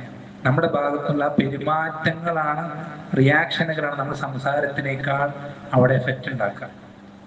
അപ്പൊ അത് നമ്മൾ വളരെയധികം എന്ത് ചെയ്യണം, ശ്രദ്ധിക്കണം. നമ്മളെപ്പോഴും ആളുകൾ വീക്ഷിച്ചുകൊണ്ടിരിക്കും, നമ്മളെ ഓരോരുത്തരെയും. നമ്മളെപ്പോഴും നമ്മൾ ശ്രദ്ധിക്കുന്നുണ്ടെങ്കിൽ ഇല്ലെങ്കിലും ആളുകൾ നമ്മളെ ഇസ്ലാമിന്റെ തനിച്ച ശരിയായിട്ടുള്ള റോൾ മോഡലായിട്ടുള്ള ആളുകൾ നമ്മൾ വീക്ഷിച്ചുകൊണ്ടിരിക്കുന്നു. അപ്പൊ നമ്മൾ അതിനനുസൃതമായിട്ടുള്ള മികച്ച സ്വഭാവ ഗുണങ്ങളും പെരുമാറ്റങ്ങളാണ് പുറത്തേക്ക് എടുക്കേണ്ടത്. വീഴ്ചകൾ ഉണ്ടാവും, പക്ഷേ നമ്മൾ ഒരിക്കലും പല ആളുകളും പറയാ, എന്നെ നോക്കി നിങ്ങൾ ഇസ്ലാമിനെ വിലയിരുത്തേണ്ട, ഞാൻ അങ്ങനെ പറയാനൊരു അവസരം നമ്മൾ ഉണ്ടാക്കി കൊടുക്കരുത്. ആളുകൾ അങ്ങനെ പറയാം, എന്നെ നോക്കി നിങ്ങൾ ഇസ്ലാം വിലയിരുത്തേണ്ട, എനിക്ക് പറ്റിയ തെറ്റുകൾ ഇസ്ലാമിൽ അങ്ങനെ പറയാൻ നമ്മളൊരു അവസരം, ചാൻസ് ഉണ്ടാക്കി കൊടുക്കരുത്. തെറ്റുകൾ പറ്റും, സ്വാഭാവിക മനുഷ്യരാണ്. പക്ഷെ പരമാവധി അങ്ങനത്തെ പറയാൻ അങ്ങനെ ഒരു സാഹചര്യം നമ്മൾ ഉണ്ടായിക്കൊടുക്കും. നമ്മൾ ഇസ്ലാമിന്റെ തനിയായിട്ടുള്ള പകർപ്പുകളായി, കോപ്പി പേസ്റ്റുകളായി നമ്മൾ എന്ത് ചെയ്യുക, ജീവിതത്തിൽ കാണിച്ചു കൊടുക്കാം, ജീവിച്ച് കാണിച്ചു കൊടുക്കാം. അബദ്ധങ്ങൾ പറ്റും, പരമാവധി നമ്മൾ പറ്റാതിരിക്കാൻ ശ്രദ്ധിക്കും. മാനുഷികമായി പറ്റിയേക്കും, റബ്ബിലേക്ക് തൗബ ചെയ്യാൻ തെറ്റുകൾ പറ്റുമ്പോൾ. പക്ഷെ നമ്മൾ മാക്സിമം അത് ശരിയാക്കാൻ പരിശ്രമിക്കാം. പറ്റുന്നിടത്തോളം ശരിയായ ഇസ്ലാമിന്റെ തനിപ്പകർപ്പുകളായി നമ്മുടെ ജീവിതം കൊണ്ട് നമ്മൾ തെളിയിച്ച് കാണിച്ചു കൊടുക്കാം. നമ്മുടെ പ്രവർത്തനങ്ങളാണ് ഏറ്റവും വലിയ ദഅവത്ത് എന്നുള്ളത് നമ്മൾ ഒരിക്കലും എന്ത് ചെയ്യാതിരിക്കാം, മറക്കാതിരിക്കാം. അല്ലാഹു സുബ്ഹാനഹു വ തആല നമുക്ക് എല്ലാവർക്കും ദഅവത്ത് ഏറ്റവും ശരിയായ രൂപത്തിൽ, നേരത്തെ പറഞ്ഞതുപോലെ അള്ളാഹു തൃപ്തിപ്പെടുന്ന വലിയ മഹത്തരമായ ഇബാദത്താണ് ദഅവത്ത്. ആ ഒരു രൂപത്തിൽ, ആ ഒരു ചിന്തയോടുകൂടി തന്നെ ഏറ്റവും ശരിയായ രൂപത്തിൽ ദഅവത്ത് ചെയ്യാൻ, അള്ളാഹു തൃപ്തിപ്പെടുന്ന, അവൻ്റെ അടുക്കൽ വലിയ പദവികൾ കരസ്ഥമാക്കാൻ സാധ്യമാകുന്ന ആ ഒരു രൂപത്തിൽ നമുക്ക് ദഅവത്ത് ചെയ്യാൻ റബ്ബ് സുബ്ഹാനഹു വ തആല നാം ഓരോരുത്തരെയും സഹായിക്കുമാറാവട്ടെ. സ്വല്ലല്ലാഹു അലൈഹി വസല്ലം നബീന മുഹമ്മദ് വൽഹംദുലില്ലാഹി റബ്ബിൽ ആലമീൻ. സുബ്ഹാനക വ ബിഹംദിക അഷ്ഹദു അൻ ലാ ഇലാഹ ഇല്ലാ അൻത അസ്തഗ്ഫിറുക വ അത്തൂബു ഇലൈക.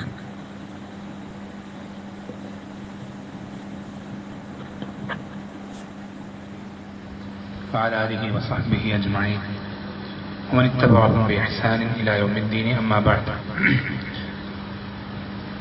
നേരത്തെ സംസാരിച്ചു തുടങ്ങിയ വിഷയത്തിൽ വിട്ടുപോയ വളരെ പ്രധാനപ്പെട്ട ചില കാര്യങ്ങൾ കൂടെ വളരെ വേഗത്തിൽ ഇൻഷാ അല്ലാഹ് സംസാരിക്കാനാണ് ഉദ്ദേശിക്കുന്നത്. അല്ലാഹു സുബ്ഹാനഹു വ തആല ഏറ്റവും നല്ല രൂപത്തിൽ അവനിഷ്ടപ്പെടുന്ന രീതിയിൽ ദഅവത്ത് ചെയ്യാൻ നാം ഓരോരുത്തരെയും സഹായിക്കുമാറാവട്ടെ. അതിലൊരു വിഷയം എന്നുള്ളത്, പലപ്പോഴും നമുക്കറിയാം, ദഅവത്ത് ചെയ്യുമ്പോൾ നമ്മൾ പറയുന്ന കാര്യങ്ങൾ അങ്ങനെ തന്നെ കേൾക്കുകയും ഉൾക്കൊള്ളുകയും സ്വീകരിക്കുകയും ചെയ്യുന്ന ആളുകളായിരിക്കില്ല കൂടുതൽ. പലപ്പോഴും നമ്മളെ എതിർക്കുകയും നമ്മളെ വിമർശിക്കുകയും നമ്മളോട് തർക്കത്തിന് വരികയും ചെയ്യുന്ന ആളുകളായിരിക്കും മിക്ക ആളുകൾ.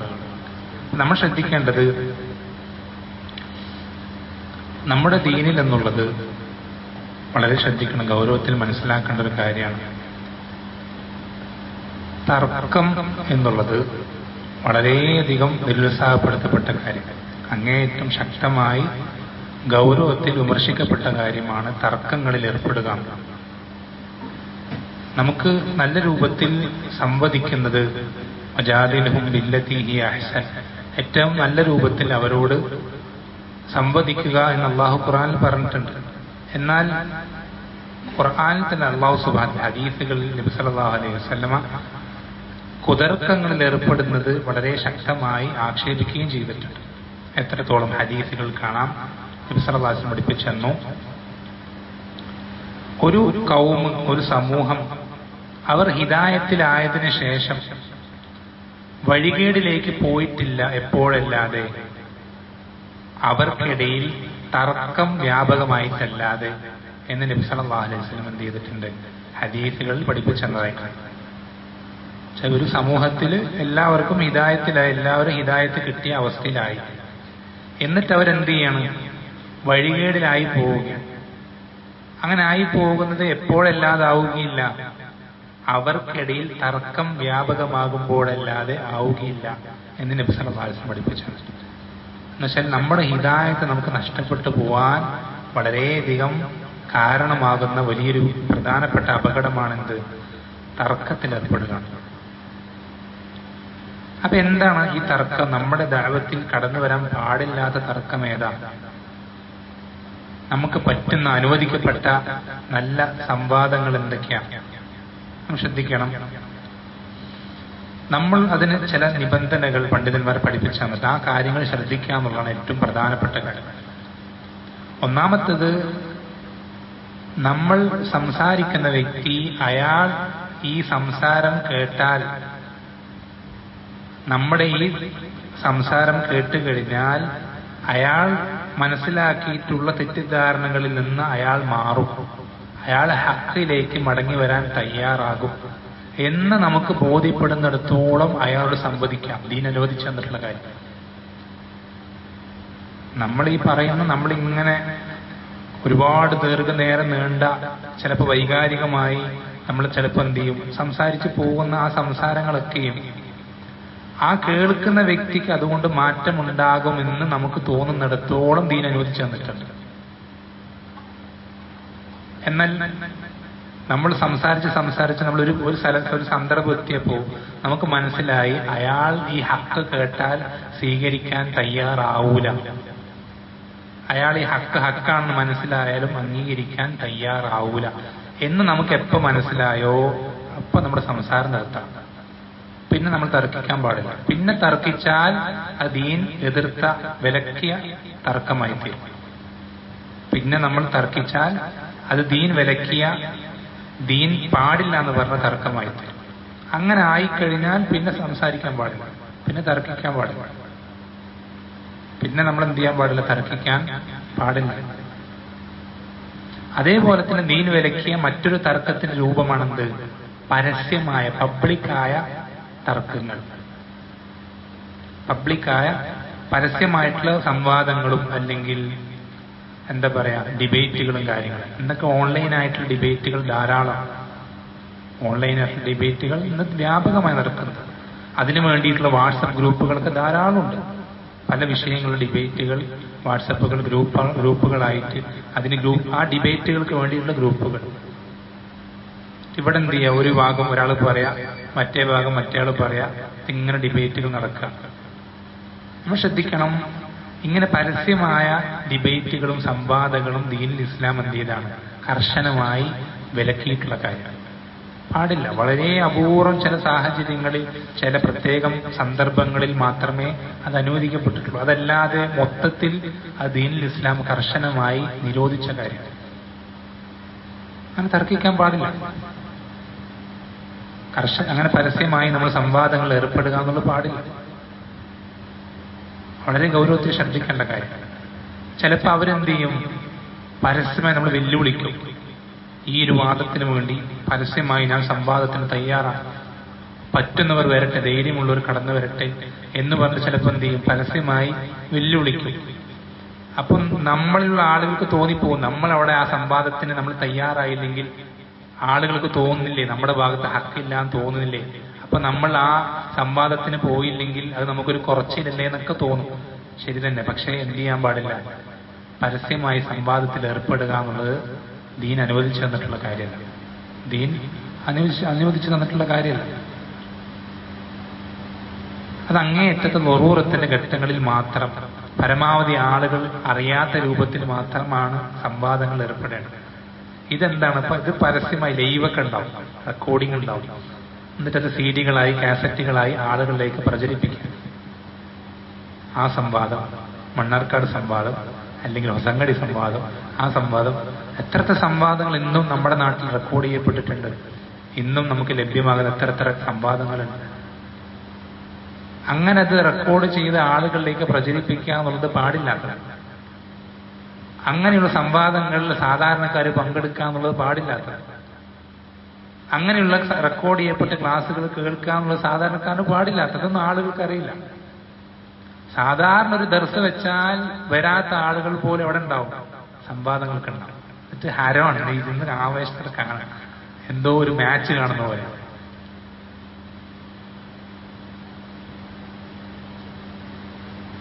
ഒന്നും അറിയാത്ത ജാഹിലുകൾ പോലും അതിലുണ്ടാവും, ഒന്നും അറിയാത്ത ജാഹിലുകൾ പോലും അതിലുണ്ടാവും.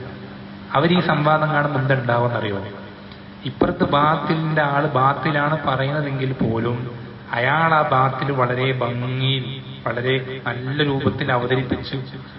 ഇയാൾ ഹക്കിന്റെ ആളാണ്, പക്ഷെ അയാൾക്ക് ആ സന്ദർഭത്തിൽ പെട്ടെന്ന് അതിന് കൃത്യമായ ആളുകൾക്ക് എന്താ പറയാ മനസ്സിൽ ഉൾക്കൊള്ളാൻ പറ്റുന്ന രൂപത്തിൽ നല്ലൊരു മറുപടി അയാൾക്ക് പറയാൻ പറ്റിയില്ല എന്ന് വിചാരിക്കുക. എന്താ സംഭവിക്കുക? ഈ ജാഹില് ഈ ബാത്തിൽ ഹക്കാണ് തെറ്റിദ്ധരിക്കും, ഈ ബാത്തിൽ ഹക്കാണ് തെറ്റിദ്ധരിക്കും. അങ്ങനെ എത്ര നിങ്ങൾക്കറിയോ, ഇന്ന് സമസ്തക്കാരോട് മാത്രമല്ല പരസ്യമായ സംവാദങ്ങൾ നടക്കുന്നത്. ഇന്ന് പരസ്യമായ സംവാദങ്ങൾ നടക്കുന്ന നിരീശ്വരവാദികളോട് പോലും, യുക്തിവാദികളോട്, ഇതൊക്കെ പരസ്യമായി നടക്കുകയാണ്. എന്നിട്ട് അവരതിനെന്ത് ന്യായീകരണം പറയുന്നത്? ഇത് കണ്ടിട്ട് എത്രയോ ആളുകൾക്ക് എന്ത് ചെയ്തിട്ടുണ്ട്, ഹക്ക് മനസ്സിലായിട്ടുണ്ട്. നമ്മൾ നേരത്തെ പറഞ്ഞ അതേപോലെ ആളുകൾ അതിന്റെ എന്താ പറയാ അതിനെ സാധൂകരിക്കുന്നത്, ഇതിനെ ന്യായീകരിക്കുന്നത് അതിന്റെ റിസൾട്ട് പറഞ്ഞില്ല. റിസൾട്ട് പറയാ ദീനുൽ ഇസ്ലാമിൽ അങ്ങനെ റിസൾട്ട് പറഞ്ഞ് ന്യായീകരിക്കാന്നുള്ളൊരു കാര്യമേ ഇല്ല. നമ്മൾ ചെയ്യുന്ന റൂട്ട്, ദഅവത്ത് ചെയ്യുന്ന മാർഗം ശരിയാവുക എന്നുള്ളതാണ് ദീനുൽ ഇസ്ലാമിൽ ഏറ്റവും പ്രധാനപ്പെട്ട കാര്യം. അത് മാർഗം ശരിയായിട്ടില്ലെങ്കിൽ അതുകൊണ്ട് എത്ര റിസൾട്ട് ഉണ്ടായി, ഇത്ര ആൾക്കാർക്ക് അങ്ങനെ ഉണ്ടായി ഇങ്ങനെ ഉണ്ടായി എന്നുള്ളത് കൊണ്ട് ദീനുൽ ഇസ്ലാം അത് എന്ത് ചെയ്യുന്നില്ല, അതിനെ സാധൂകരിക്കുന്നില്ല. വളരെ ശ്രദ്ധിക്കേണ്ട വിഷയം, വളരെ ശ്രദ്ധിക്കേണ്ട വിഷയമാണ്. അപ്പൊ നമ്മൾ ഒരിക്കലും എന്ത് ചെയ്യരുത്, അത്തരം പരസ്യമായ സംവാദങ്ങൾ ഏർപ്പെടരുത്. അതേപോലെ തന്നെ മറ്റൊരു ദീൻ ഇസ്ലാം വിലക്കിയിട്ടുള്ള അങ്ങേയറ്റം അപകടം പിടിച്ച വേറൊരു തർക്കത്തിന്റെ മേഖലയാണെന്ത്, നമ്മുടെ ജീവിതവുമായിട്ട് ഒരു ബന്ധമില്ലാത്ത കാര്യങ്ങൾ തർക്കിക്കുക. നമ്മുടെ വിശ്വാസവുമായിട്ടോ ഇബാദത്ത് അമലുകളുമായിട്ടോ ഒരു ബന്ധവുമില്ലാത്ത കാര്യങ്ങളിൽ തർക്കിക്കാം. ഇങ്ങനെ ആയാലോ, ഇങ്ങനെ സംഭവിച്ചാലോ, അപ്പൊ അതിന്റെ വിധി എന്താ എന്ന് പറഞ്ഞ് തർക്കിക്കാം. ആ തർക്കം ഇപ്പോഴും നിലനിൽക്കുന്നുണ്ട്. ഇപ്പൊ ഈ അടുത്ത് പോലും ഒരു പരസ്യമായി സംവാദത്തിന്റെ വ്യവസ്ഥയ്ക്ക് വെല്ലുവിളിക്കുകയാണ്. അതിൽ കേന്നമും ഇസ്ലോ എന്തു വിഷയത്തില്, യാ ഇബാദല്ലാഹീനോ ജിന്ന് വിഷയത്തിൽ. കേരളത്തിലുള്ള ഏതെങ്കിലും ഒരു സലഫി തൗഹീദുള്ള ഏത് വിഭാഗം, കേന്നം ആയിക്കോട്ടെ ഇസ്ലമായിക്കോട്ടെ, ഏതെങ്കിലും ഒരാൾ വിശ്വസിക്കുന്നുണ്ടോ? ജിന്നിനെ വിളിച്ച് തേടാന്ന് വിശ്വസിക്കുന്ന ഏതെങ്കിലും ഒരാളുണ്ടോ? ഏതെങ്കിലും ഒരാൾ ഉണ്ടോ? ഇല്ല. അങ്ങനെ വിളിച്ച് തേടുന്ന ഏതെങ്കിലും ഒരാളുണ്ടോ? ഇല്ല. പിന്നെ ഈ നടക്കുന്ന തർക്കങ്ങൾ മുഴുവൻ കുതർക്കങ്ങളാണ്. ദീനുൽ ഇസ്ലാം ശക്തമായി ആക്ഷേപിച്ച അങ്ങേയറ്റം വഴികേടിന്റെ വാതിലായി പഠിപ്പിച്ചെന്ന കുതർക്കങ്ങൾ മാത്രമാണ് ഇപ്പോഴും നടന്നുകൊണ്ടിരിക്കുകയാണ്. ഇത്രയും കൊല്ലങ്ങൾ കഴിഞ്ഞു. ഇനി അത് തീരൂല, അവസാനിക്കൂല. ഇതെത്ര സംവാദങ്ങൾ കഴിഞ്ഞു ഇതേ വിഷയത്തിൽ. എന്നിട്ട് നിങ്ങൾ തീരുമാനത്തിലേക്ക് എത്തിയോ? ഇല്ല അല്ലേ? നമസ്തക്കാർ നമ്മളോട് പറയുന്നത് എന്താ? നമ്മൾ അവരോട് തൗഹീദ് പറയുമ്പോൾ നിങ്ങൾ ആദ്യം നിങ്ങളുടെ തൗഹീദ് തീരുമാനാക്കുക, നിങ്ങൾ ആദ്യം നിങ്ങളുടെ തൗഹീദ് തീരുമാനാക്കുന്ന പറയാം. ആളുകളുടെ മുന്നിൽ സ്വയം മലർന്നു കിടന്ന് തുപ്പ എന്ന് പറയാം. സ്വയം നമ്മളെ നാറ്റിക്കണം, നമ്മുടെ വില സ്വയം നമ്മളായിട്ടില്ലാതാക്കണം. അതല്ലാതെ ഇതുകൊണ്ട് എന്ത് ഹൈറ ഉണ്ടായിട്ടുള്ളത്? ഈ സംവാദങ്ങൾ കൊണ്ട് ഷർറുകൾ മാത്രം ഉണ്ടായിട്ടുള്ളൂ. എത്ര ഭാര്യയും ഭർത്താക്കന്മാർ വേറെ വേറെയായി, വാപ്പയും മക്കളും വേറെ വേറായി, കുടുംബങ്ങൾ വേറെ വേറായി. എന്ത് കാരണം കൊണ്ട്? ആരെങ്കിലും ചെയ്തിട്ടുള്ള കാര്യമാണെങ്കിൽ പോട്ടെ എന്ന് പറയാം. ഒരു വിഭാഗത്തിന് ഈ വാദമുണ്ട്, ചെയ്യാവുന്നൊരു വാദം ഉണ്ടെന്ന് വിചാരിക്കും. അങ്ങനെ ഒരു അവസ്ഥയിലാണെങ്കിൽ തർക്കത്തിൽ ഏർപ്പെടുന്നതിന് പിന്നീട് ഒരു കാരണമുണ്ട്, ലോജിക്കുണ്ട്. ഇത് അവർക്കും വാദമില്ല, ഇവർക്കും വാദമില്ല. എന്നിട്ട് പരസ്പരം തർക്കിക്കുക. ഇങ്ങനെ സംഭവിച്ചാലോ, അപ്പോൾ അതിന്റെ വിധി എന്താണ്? ഇതൊക്കെ തനിച്ച കുതർക്കത്തിന്റെ രൂപങ്ങളിൽപ്പെടുന്ന കാര്യം. നമുക്കൊരിക്കലും അങ്ങനെ നടത്താനും പാടില്ല, അതിൽ പങ്കെടുക്കാനും പാടില്ല, കേൾക്കാനും പാടില്ല. ഇതൊക്കെ ദീനുൽ ഇസ്ലാം ശക്തമായി വിലക്കിയിട്ടുള്ള കാര്യങ്ങൾ, ശക്തമായി വിലക്കിയിട്ടുള്ള കാര്യങ്ങളാണ്. അപ്പൊ ഇത് നമ്മുടെ ദഅവത്തിൽ ഒരിക്കലും ഉണ്ടാവാൻ പാടില്ല, നമ്മുടെ ദഅവത്തിൽ ഒരിക്കലും ഉണ്ടാകാൻ പാടില്ല. അതേപോലെ തന്നെ നമ്മൾ എന്ത് ചെയ്യരുത്, നമ്മുടെ ദഅവത്തിൽ നമ്മൾ ശ്രദ്ധിക്കേണ്ട മറ്റൊരു പ്രധാനപ്പെട്ട വിഷയമാണ് ബിദ്അത്തിന്റെ ആളുകളുടെ കൂടെ ഇരിക്കുക എന്നുള്ളത്. ഇരിക്കുക എന്ന് പറഞ്ഞാൽ അവരെ ദഅവത്ത് ചെയ്യാൻ പോകുമ്പോൾ ഇരിക്കലോ, അല്ലെങ്കിൽ നേരിട്ട് കാണാൻ പോകുമ്പോൾ അവരുടെ കൂടെ അതൊന്നല്ല ഉദ്ദേശിക്കുന്നത്. അവരിൽ ഒരാളായിട്ട് നമ്മൾ ജനങ്ങൾ തെറ്റിദ്ധരിക്കുന്ന രൂപത്തിൽ നമ്മൾ എന്ത് ചെയ്യാം, അവരുടെ കൂടെ ഇരിക്കുക എന്നുള്ളത്. പക്ഷെ ജനങ്ങൾക്ക് നോക്കുമ്പോൾ നമ്മൾ ഇവരുടെ ആളാണ് എന്ന് തോന്നുന്ന രൂപത്തിൽ നമ്മൾ എന്ത് ചെയ്യാം, അവരുടെ കൂടെ ഇരിക്കുക എന്നുള്ളത് അത് ശരിയല്ല, അത് ശരിയല്ല. അതിൽ പെട്ടുപോയി കുടുങ്ങിപ്പോയിട്ടുള്ള ആളുകൾ അത് അവരായ റബ്ബായി, അത് നമ്മൾക്ക് അത് വേറെ വിഷയം. പക്ഷെ നമ്മൾ ഒരിക്കലും എന്ത് ചെയ്യാൻ പാടില്ല, അങ്ങനെ ഒരു വിഭാഗത്തിന്റെ കൂടെ, കൂട്ടത്തിന്റെ കൂടെ അവരിൽ ഒരാളായി നമ്മൾ ഒരിക്കലും എന്ത് ചെയ്യാൻ പാടില്ല, സഹകരിക്കാൻ പാടില്ല. നമ്മൾക്ക് നമ്മുടേതായ വ്യക്തിത്വമുണ്ട്, നമ്മൾക്ക് നമ്മുടേതായി ഉയർത്തിപ്പിടിക്കാൻ ഒരു ആദർശമുണ്ട്. ഈ ആദർശത്തിന് കലർപ്പ് സംഭവിക്കുന്ന ഒരു കാര്യത്തിൽ നമ്മൾ എന്ത് ചെയ്യാൻ പാടില്ല, സഹകരിക്കാൻ പാടില്ല. നമുക്ക് ചെയ്യാം എന്ത്, അവിടെ ചെന്നിട്ട് ശരിയായ സലഫിയത്ത് പറഞ്ഞു കൊടുക്കാം, ശരിയായ ആദർശം പറഞ്ഞു കൊടുക്കാം, ഹക്ക് പറഞ്ഞു കൊടുക്കാൻ വേണ്ടി എന്ത് ചെയ്യാം, ആ പ്ലാറ്റ്ഫോം ഉപയോഗപ്പെടുത്താം. ഒരാൾ എന്ത് ചെയ്യണം, നമ്മളൊരു കേന്ദ്രമിന്റെ പള്ളിയിലേക്ക് വിളിക്കുകയാണ്, നിങ്ങൾ എന്ത് ചെയ്യണം, ഇവിടെ വന്നിട്ടൊരു ദിവസം ഹുത്തുബ പറയണം എന്ന് പറയണം. അയാൾ വിളിക്കുമ്പോൾ തന്നെ പറയണേ, ഇത് കേന്ദ്രം പള്ളിയാണ്, അതുകൊണ്ട് നിങ്ങൾ അങ്ങനത്തെ വിഷയങ്ങൾ സംസാരിക്കരുത്, അങ്ങനെയാണെങ്കിൽ മാത്രം നിങ്ങൾക്ക് എന്ത് ചെയ്യാം, ഈ പള്ളിയിലേക്ക് വരാമെന്ന് പറഞ്ഞാൽ ആ പള്ളിയിലേക്ക് പോകാൻ പാടില്ല, അവിടെ സംസാരിക്കാൻ പാടില്ല. അതേസമയം അവർ നമ്മൾ വിളിക്കുകയാണ്, നിങ്ങളുടെ ആദർശമൊക്കെ നമുക്കറിയാം, നിങ്ങളുടെ അഖീദയും നിങ്ങളുടെ ക്ലാസ്സുകൾ നമ്മൾ കേൾക്കാറുണ്ട്, നിങ്ങളുടെ ആദർശം ഇവിടെ വന്ന് ജനങ്ങൾക്ക് പഠിപ്പിച്ചു കൊടുക്കണം, അത് നിങ്ങൾ പറയുന്നതിന് ഞങ്ങൾ ഒരു തടസ്സവും നിൽക്കൂല എന്ന് പറഞ്ഞിട്ടാണ് വിളിക്കുന്നെങ്കിൽ നമുക്ക് ഏത് പള്ളിയിലും പോവാം, ഏത് സ്ഥലത്തും നമുക്ക് കയറാം, ഏത് സ്റ്റേജിൽ നമുക്ക് സംസാരിക്കാം. എന്നുവെച്ചാൽ നമ്മൾ അവിടെ പോകുന്നത് കൊണ്ട് നമുക്ക് ഒരു ഹക്ക് പറയാൻ തടസ്സം ഉണ്ടാകാൻ പാടില്ല. നമ്മൾ അവരിൽ ഒരാളാണ് ജനങ്ങൾ തെറ്റിദ്ധരിക്കുന്ന ഒരു അവസ്ഥ ഉണ്ടാകാൻ പാടില്ല. അതുപോലെ തന്നെ അവരുടെ എന്തെങ്കിലും എന്താ പറയാ, അവരുടെ ആ ഒരു വിദഗ്ധത്തുമായി ബന്ധപ്പെട്ട എന്തെങ്കിലും കാര്യങ്ങൾ, എന്താ പറയാ, ആചാരങ്ങൾ, എന്തെങ്കിലും എന്താ പറയാ, അങ്ങനത്തെ ഒക്കേഷൻസ്, ഉദാഹരണം ഒരു ഒരു സംഘടന ഉണ്ടാക്കിയ ദിവസം സ്ഥാപക ദിനമാണ്, അല്ലെങ്കിൽ അതിന്റെ നേതാവിന്റെ ചരമദിനമാണ്. ഈ അടുത്ത് ശാന്തപുരത്ത് ജമാഅത്ത് ഇസ്ലാമിക്കാരുടെ സ്ഥാപനത്തില് കർദാവിയുടെ അനുസ്മരണ ദിനം നടന്നു. കർദാവിയുടെ അനുസ്മരണ ദിനം, കർദാവി പറഞ്ഞാൽ ഇഖ്വാൻ മുസ്ലിമിന്റെ ലോകാടിസ്ഥാനത്തിലുള്ള നേതാവാണ്. അപ്പൊ അങ്ങനെ ഒരു നേതാവിന്റെ അനുസ്മരണം നടക്കുമ്പോൾ നമ്മളോട് ഹക്ക് പറയാൻ പോകാൻ പറ്റുമോ? പറ്റില്ല. മനസ്സിലാകും. അങ്ങനെയുള്ള സന്ദർഭങ്ങളിൽ നമ്മൾ പങ്കെടുക്കാൻ പാടില്ല. അതല്ലാതെ പൊതുവിലുള്ളൊരു വേദിയാണ്. നമ്മൾ അവിടെ പങ്കെടുത്താൽ നമ്മൾ അവരിൽപ്പെട്ടവരാണെന്ന് ആളുകൾ തെറ്റിദ്ധരിക്കാത്തൊരു സാഹചര്യമുണ്ട്. നമുക്കവിടെ ഹക്ക് പറയാൻ ഒരു തടസ്സമില്ലെങ്കിൽ നമുക്ക് എന്ത് ചെയ്യാം, പോകാം. അതല്ലാതെ നമ്മൾ എന്ത് ചെയ്യാൻ പാടില്ല, എല്ലാവരുടെയും നമ്മൾ ഹക്കല്ലേ പറയുന്നു. ചില ആൾക്കാരങ്ങനെ, ഞാൻ അവിടെ പോയിട്ട് ഹക്ക് പറയാനാണ് പോകുന്നതെന്ന് പറയും പേരിൽ, പക്ഷെ അയാൾക്ക് അവിടെ പോയിട്ട് ഹക്ക് പറയാൻ കഴിയൂല, അയാൾക്ക് അവിടെ പോയിട്ട് ഹക്ക് പറയാൻ സാധിക്കൂല. അന്ന് മാത്രമല്ല, ആളുകൾ ഇയാളെ കണ്ടിട്ട് എന്ത് ചെയ്യും, ഇവർ നല്ല ആൾക്കാരൻ തെറ്റിദ്ധരിക്കുന്നില്ല. അങ്ങനെ ഒരുപാട് പ്രശ്നങ്ങൾ ഉണ്ടെങ്കിൽ നമ്മൾ ഒരിക്കലും എന്ത് ചെയ്യാൻ പാടില്ല, അങ്ങനെയുള്ള സന്ദർഭങ്ങളിൽ, സദസ്സുകളിൽ നമ്മൾ പങ്കെടുക്കേണ്ടത് ശരിയല്ല. അതേപോലെ തന്നെ നമ്മൾ ദഅവത്തിൽ ശ്രദ്ധിക്കേണ്ട മറ്റൊരു പ്രധാനപ്പെട്ട വിഷയം, ഒരാളെ നമ്മൾ എന്ത് ചെയ്യരുത്, എഴുതി തള്ളരുത്. ഒരാളെ നമ്മൾ എന്ത് ചെയ്യരുത്, എഴുതി തള്ളരുത്. നമ്മൾ ആരും റബ്ബിന്റെ പണി ഏറ്റെടുക്കണ്ട. റബ്ബിന്റെ പണി നമ്മളായിട്ട് ആരും ആരുടെ വിഷയത്തെ ഏറ്റെടുക്കണ്ട. നമ്മൾ ഒരാളെ മനസ്സിൽ കരുതരുത്, അവൻ ഒരിക്കലും നരകത്ത് രക്ഷപ്പെടൂല, അവനൊക്കെ എന്താ പറയുക, എത്രയോ കാലം ഞാൻ പറഞ്ഞു കൊടുത്ത 10-20 കൊല്ലം ഞാൻ അവനോട് പറയും, ഇനി അവനൊരിക്കലും നന്നാവാൻ പോകുന്നില്ല. നമ്മൾ ഒരാളെ പറ്റി അങ്ങനെ ചിന്തിക്കരുത്, ഒരാളെ പറ്റി അങ്ങനെ ചിന്തിക്കരുത്. നിങ്ങൾക്കറിയില്ല, അല്ലാഹുവിന്റെ റസൂൽ സല്ലല്ലാഹു അലൈഹി വസല്ലം അദ്ദേഹത്തിനെതിരിൽ ആയുധങ്ങൾ പ്രയോഗിച്ച് അദ്ദേഹത്തിന്റെ ശരീരത്തിൽ നിന്ന് ചോര വാർന്നൊഴുകുകയാണ്. അത്രയധികം അദ്ദേഹത്തെ പ്രയാസപ്പെടുത്തി, കൂടെയുള്ള സ്വഹാബത്തിൽ എത്രയോ പേരെ കൊല്ലപ്പെടുത്തിയ ആ ശത്രുക്കൾക്ക് നേരെ നബി സല്ലല്ലാഹു അലൈഹി വസല്ലം എന്ത് പ്രാർത്ഥിക്കുകയാണ്, അല്ലാഹു നീ അവരെ നിന്റെ റഹ്മത്തിൽ നിന്ന് അകറ്റണമേ എന്ന് പ്രാർത്ഥിക്കുമ്പോൾ അല്ലാഹു സുബ്ഹാനഹു വ തആല ആയത്തിറക്കുക. എന്താ പറഞ്ഞത്, ലൈസ ലക മിനൽ അംരി ശൈഅ, നിനക്ക് ഈ കാര്യത്തിൽ നിനക്കൊന്നുമില്ല, ഈ വിഷയത്തിൽ നിനക്കൊരു പങ്കുമില്ല, ഇത് റബ്ബിന്റെ കൈകളിലാണ്.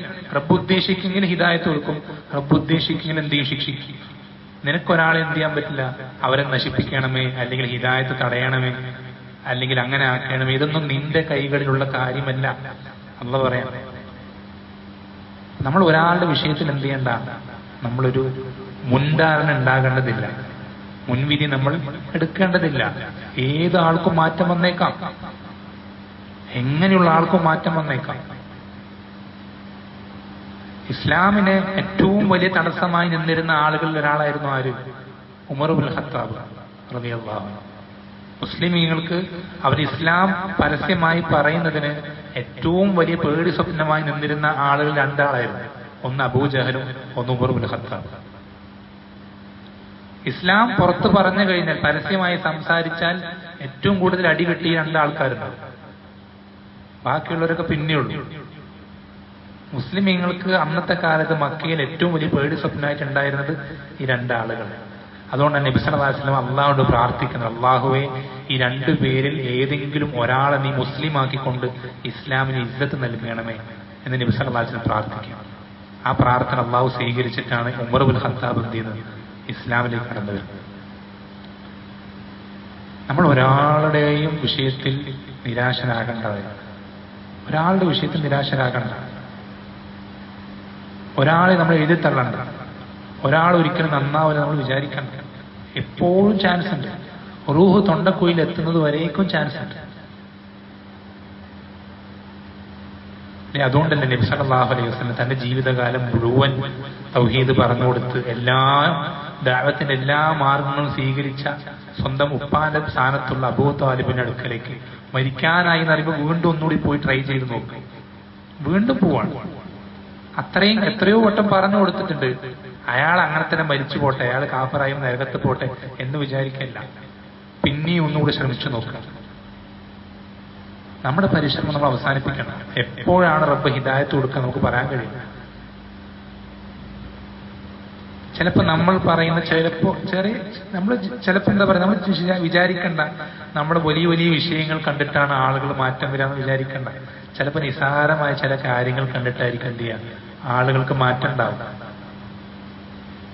ഒരു നന്മയെ നമ്മൾ എന്ത് ചെയ്യും നിസാരമായി കണക്കാക്കണ്ട. പല ആളുകളും ഇസ്ലാമിലേക്ക് കടന്നു വന്നത് നിങ്ങൾ കേട്ടാൽ അത്ഭുതപ്പെട്ടു. ചില ആളുകൾ ഇസ്ലാമിലേക്ക് കടന്നു വന്നത് എന്ത് കണ്ടിട്ടാണെന്നറിയോ? നിസ്കാരത്തിന് സ്വഫ് നിൽക്കുന്നത് കണ്ടിട്ടാണ്. നിസ്കാരത്തിന് സ്വഫ് നിൽക്കുന്നത് കണ്ടിട്ട് ഇസ്ലാമിലേക്ക് കടന്നു വന്ന ആളുകളുണ്ട്. കാരണം മറ്റ് മതങ്ങളിലൊക്കെ എങ്ങനെയൊക്കെ പുകഴ്ത്തി, എങ്ങനെയൊക്കെ അതിനെ ഫാബ്രിക്കേറ്റ് ചെയ്ത് പറഞ്ഞാലും, കോട്ടിമാട്ടി പറഞ്ഞാലും അവർക്കിടയിൽ ആ ഉച്ചനീചത്വമുണ്ട്. ഏത് മതത്തിലുണ്ട്. പണക്കാരനും പണിക്കാരനും കറുത്തവനും വെളുത്തവനും തമ്മിലുള്ള ആ വ്യത്യാസവും അന്തരങ്ങൾ അവർക്കിടയിലുണ്ട്. ഏത് മതത്തിലുണ്ട്. പക്ഷെ ഇസ്ലാം ദീനിൽ നിസ്കരിക്കാൻ നിൽക്കുമ്പോൾ പണിക്കാരനിപ്പുറത്തുണ്ടാവും, പണക്കാരനിപ്പുറത്തുണ്ടാവും, കറുത്തവനിപ്പുറത്തുണ്ടാവും, വെളുത്തവനുണ്ടാവും. എല്ലാവരും ഒറ്റൊരു സ്വപ്പിലാണ്. ഒറ്റൊരു സ്വപ്പിൽ ഒരുമിച്ച് പണിയണിയായി നിൽക്കാം.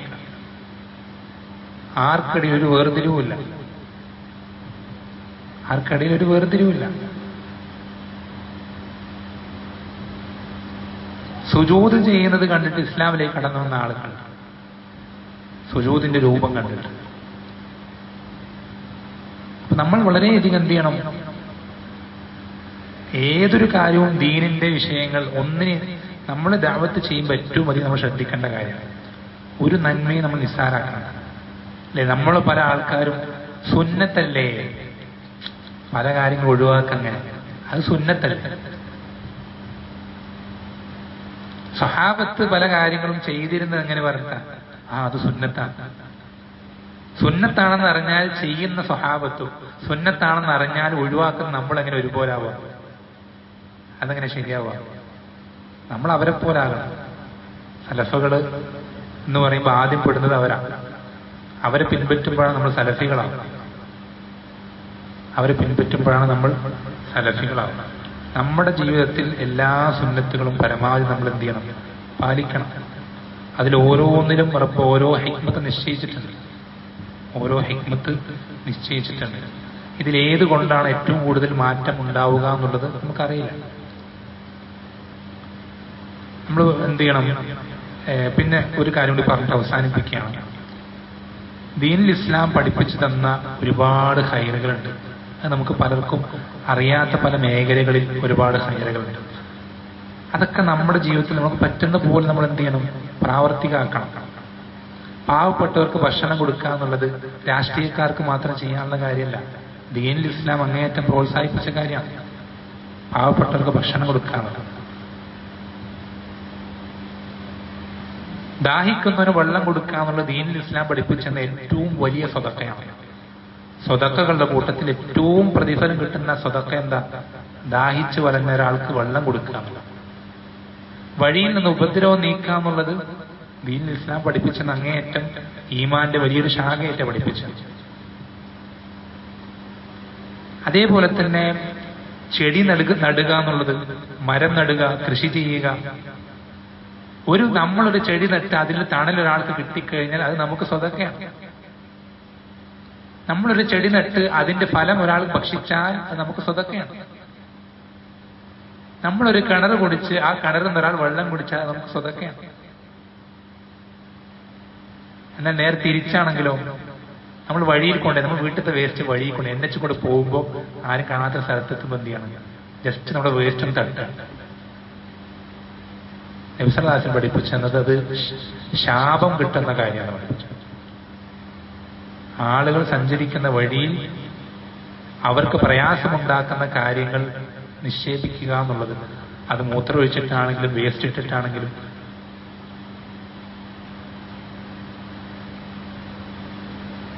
ചില ആൾക്കാർ വഴി മുടക്കും. നബിദിനത്തിന് മുടക്കുന്ന ആളുകളുണ്ട്, നേർച്ചയ്ക്ക് മുടക്കുന്ന ആളുകളുണ്ട്, പല കാര്യത്തിനും വഴി മുടക്കാനുള്ള കാര്യം ദീൻ ഇസ്ലാമിലുള്ള കാര്യമില്ല. ഒരു നിലയ്ക്കും ദീൻ ഇസ്ലാം അംഗീകരിക്കുന്ന കാര്യമല്ല വഴി മുടക്കാന്നുള്ളത്.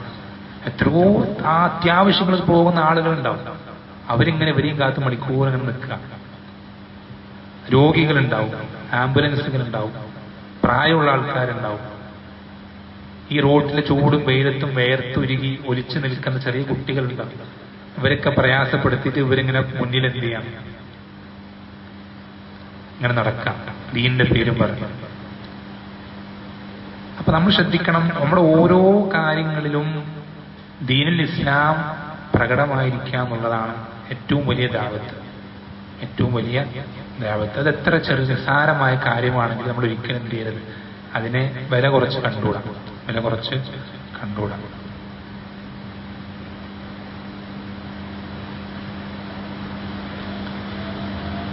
പിന്നെ അവസാനം നമ്മൾ ശ്രദ്ധിക്കുക, നല്ലോണം ദുആ ചെയ്യുക, പ്രാർത്ഥിക്കുക.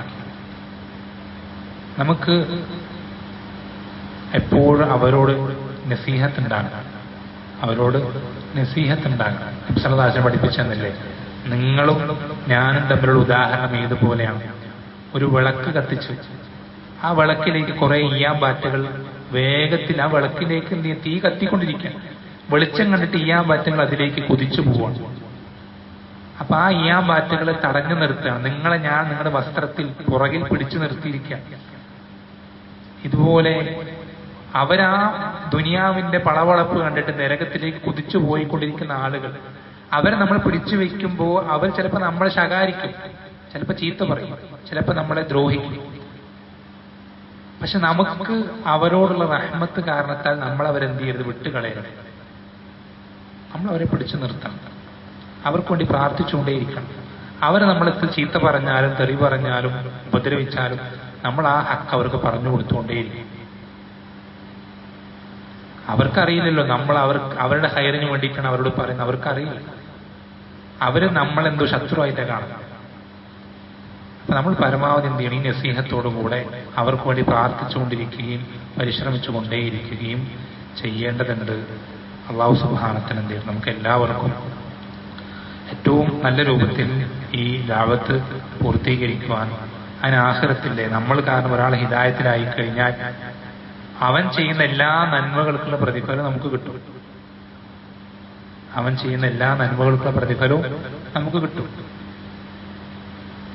അപ്പൊ അങ്ങനെ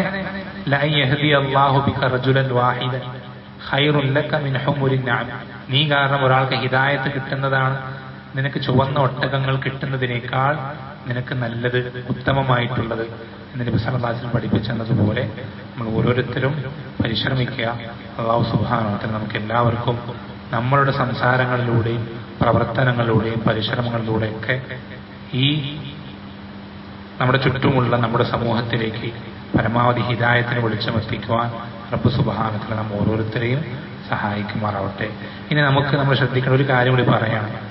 ഇതിന് നേർക്ക് നേരെ ഡയറക്റ്റായിട്ട് ഇൻവോൾവ് ചെയ്യാൻ പറ്റാത്ത ആളുകളുണ്ടാവും. അപ്പൊ ശാരീരികമായിട്ട് എന്താ പറയാ, പല പ്രയാസങ്ങളും ഉള്ള, ഇപ്പൊ ഞാനൊക്കെ കഴിഞ്ഞ 2-3 ദിവസങ്ങൾ ഇവിടെ നടന്ന പല പ്രവർത്തനങ്ങളും അറിയുന്നുണ്ട്. പക്ഷേ ശാരീരികമായ പല ബുദ്ധിമുട്ടുകൾ കൊണ്ട് അതിൽ നേരിട്ട് പങ്കെടുക്കാൻ പറ്റാത്ത പ്രയാസം ഉണ്ടായിരുന്നു, വിഷമമുണ്ടായിരുന്നു. അതുപോലെ പല പ്രയാസങ്ങളും കൊണ്ട് ഇതുപോലത്തെ പല വിഷയങ്ങൾ നേരിട്ട് പങ്കെടുക്കാൻ പറ്റാത്ത പല ആളുകളുണ്ടാവും. അപ്പൊ നമ്മൾ എന്ത് ചെയ്യാം? നമുക്ക് എങ്ങനെയാണോ അതിൽ പങ്കെടുക്കാൻ സാധിക്കുന്നത്, അതിന്റെ ഭാഗവാക്കാകാൻ സാധിക്കുന്ന ആ രൂപത്തിലൊക്കെ പങ്കെടുക്കാം. നമുക്ക് നാട്ടിലില്ല, പക്ഷെ ഇത്തരം കാര്യങ്ങൾ നാട്ടിൽ നടക്കേണ്ടതുണ്ട് എന്ന് തോന്നുന്ന ഒരാളാണെങ്കിൽ നമ്മൾ എന്ത് ചെയ്യാം? സാമ്പത്തികമായി സഹായിക്കാൻ കഴിയുന്ന ആളാണെങ്കിൽ സാമ്പത്തികമായി സഹായിക്കാം. നമ്മൾ നേരിട്ട് അതിൽ പങ്കെടുത്താലേ അതിന് പ്രതിഫലം കിട്ടുള്ളൂ നമ്മൾ വിചാരിക്കണം. നേരിട്ട് അതിൽ പങ്കെടുത്താലേ അതിന് പ്രതിഫലം കിട്ടുകയുള്ളൂ നമ്മൾ വിചാരിക്കേണ്ടതില്ല. നമുക്ക് സാധ്യമാകുന്ന രൂപം എങ്ങനെയാണോ അങ്ങനെ നമ്മൾ അതിൽ ഭാഗവാക്കാവുകയാണ്, അതിൽ പ്രതിഫലം നമുക്ക് കിട്ടും. നബി സ്വല്ലല്ലാഹു പഠിപ്പിച്ചെന്നില്ലേ, ഒരു യുദ്ധം നടക്കുമ്പോൾ മുസ്ലിമീങ്ങൾ അമുസ്ലിമീങ്ങളോട് ജിഹാദ് നടത്തുമ്പോൾ അതിൽ ഒരു അമ്പ് ഒരു ശത്രുവിന് നേർക്ക് തറക്കുന്നുണ്ടെങ്കിൽ ആ അമ്പ് എയ്തവന് മാത്രമല്ല പ്രതിഫലം കിട്ടുക, ആ അമ്പ് എയ്തവന് മാത്രമല്ല ഈ പ്രതിഫലം കിട്ടുക. ഈ നല്ല നിയത്തോടുകൂടി ഈ അമ്പ് തയ്യാറാക്കിയവന് ഈ പ്രതിഫലം കിട്ടും. ഈ അമ്പ് വാങ്ങിക്കാൻ ഈ വ്യക്തിക്ക് സമ്പത്ത് നൽകി സഹായിച്ചവന് അതിന് പ്രതിഫലം കിട്ടും. അവർക്കൊക്കെ അതിന് പ്രതിഫലം. ഇതേപോലെ തന്നെ നേർക്ക് നേരെ അതിൽ ഇൻവോൾവ് ആകുന്ന ആളുകൾക്ക് മാത്രമല്ല അതിൽ പ്രതിഫലം കിട്ടുക, അതിന്റെ പുറകിൽ പരിശ്രമിച്ച ആളുകൾക്കൊക്കെ അതിന് പ്രതിഫലം കിട്ടും. അപ്പൊ അവരെയൊക്കെ നമ്മൾ നമ്മുടെ പ്രാർത്ഥനയിൽ ഉൾപ്പെടുത്തണം. ഇപ്പൊ ഇങ്ങനൊരു സംവിധാനം നടക്കുമ്പോൾ ഇതിന്റെ പുറകിൽ പരിശ്രമിക്കുന്ന ഒരുപാട് ആളുകളുണ്ട്. ഇതിന്റെ പുറകിൽ പരിശ്രമിക്കുന്ന, നമ്മുടെ അറിവെത്തിപ്പെട്ടിട്ടില്ലാത്ത, നമ്മുടെ കണ്ണുകൊണ്ട് നമ്മൾ കണ്ടിട്ടില്ലാത്ത ധാരാളം ആളുകൾ ഇതിന്റെ പുറകിൽ പരിശ്രമിക്കുന്ന ആളുകളുണ്ട്. അത് സമ്പത്ത് കൊണ്ട് പരിശ്രമിക്കുന്ന ആളുകൾ, പ്രാർത്ഥന കൊണ്ട് നമ്മൾ സഹായിക്കുന്ന ധാരാളം ആളുകൾ ഇതിന്റെ പുറകിലുണ്ട്. അവർക്കൊക്കെ റബ്ബ് സുബ്ഹാനഹു തക്കതായ പ്രതിഫലം നൽകുകയും ഏറ്റവും പരിപൂർണമായ രൂപത്തിൽ ഈ ഒരു പ്രവർത്തനം അത് പൂർത്തീകരിക്കാൻ റബ്ബ് സുബ്ഹാനഹു ഓരോരുത്തരെയും സഹായിക്കുകയും ചെയ്യുമാറാവട്ടെ. നമ്മുടെ സംസാരം കൊണ്ട് അല്ലെങ്കിൽ പ്രവർത്തനം കൊണ്ട് പരിശ്രമം കൊണ്ട് ഒരുപാട് ആളുകളെ അല്ലാഹു സുബ്ഹാനഹു വതആല ഹിദായത്തിലാക്കുകയും അവരുടെ ഇബാദത്തുകൾ അല്ലെങ്കിൽ അവരുടെ ഏറ്റവും നല്ല ഹിദായത്ത് അത് റബ്ബ് സുബ്ഹാനഹു നമ്മുടെ അക്കൗണ്ടിലേക്ക് വരവ് വെക്കുന്ന രൂപത്തിൽ റബ്ബ് സുബ്ഹാനഹു ഏറ്റവും വലിയ ഭാഗ്യവാന്മാരിൽ നാം ഓരോരുത്തരെയും ഉൾപ്പെടുത്തുമാറാവട്ടെ. വസല്ലല്ലാഹു വസല്ലം അലാ നബിയിനാ മുഹമ്മദ് വൽഹംദുലില്ലാഹി റബ്ബിൽ ആലമീൻ. സുബ്ഹാനക അല്ലാഹു വബിഹംദിക അഷ്ഹദു അൻ ലാ ഇലാഹ ഇല്ലാ അൻത അസ്തഗ്ഫിറുക വഅതൂബു ഇലൈക.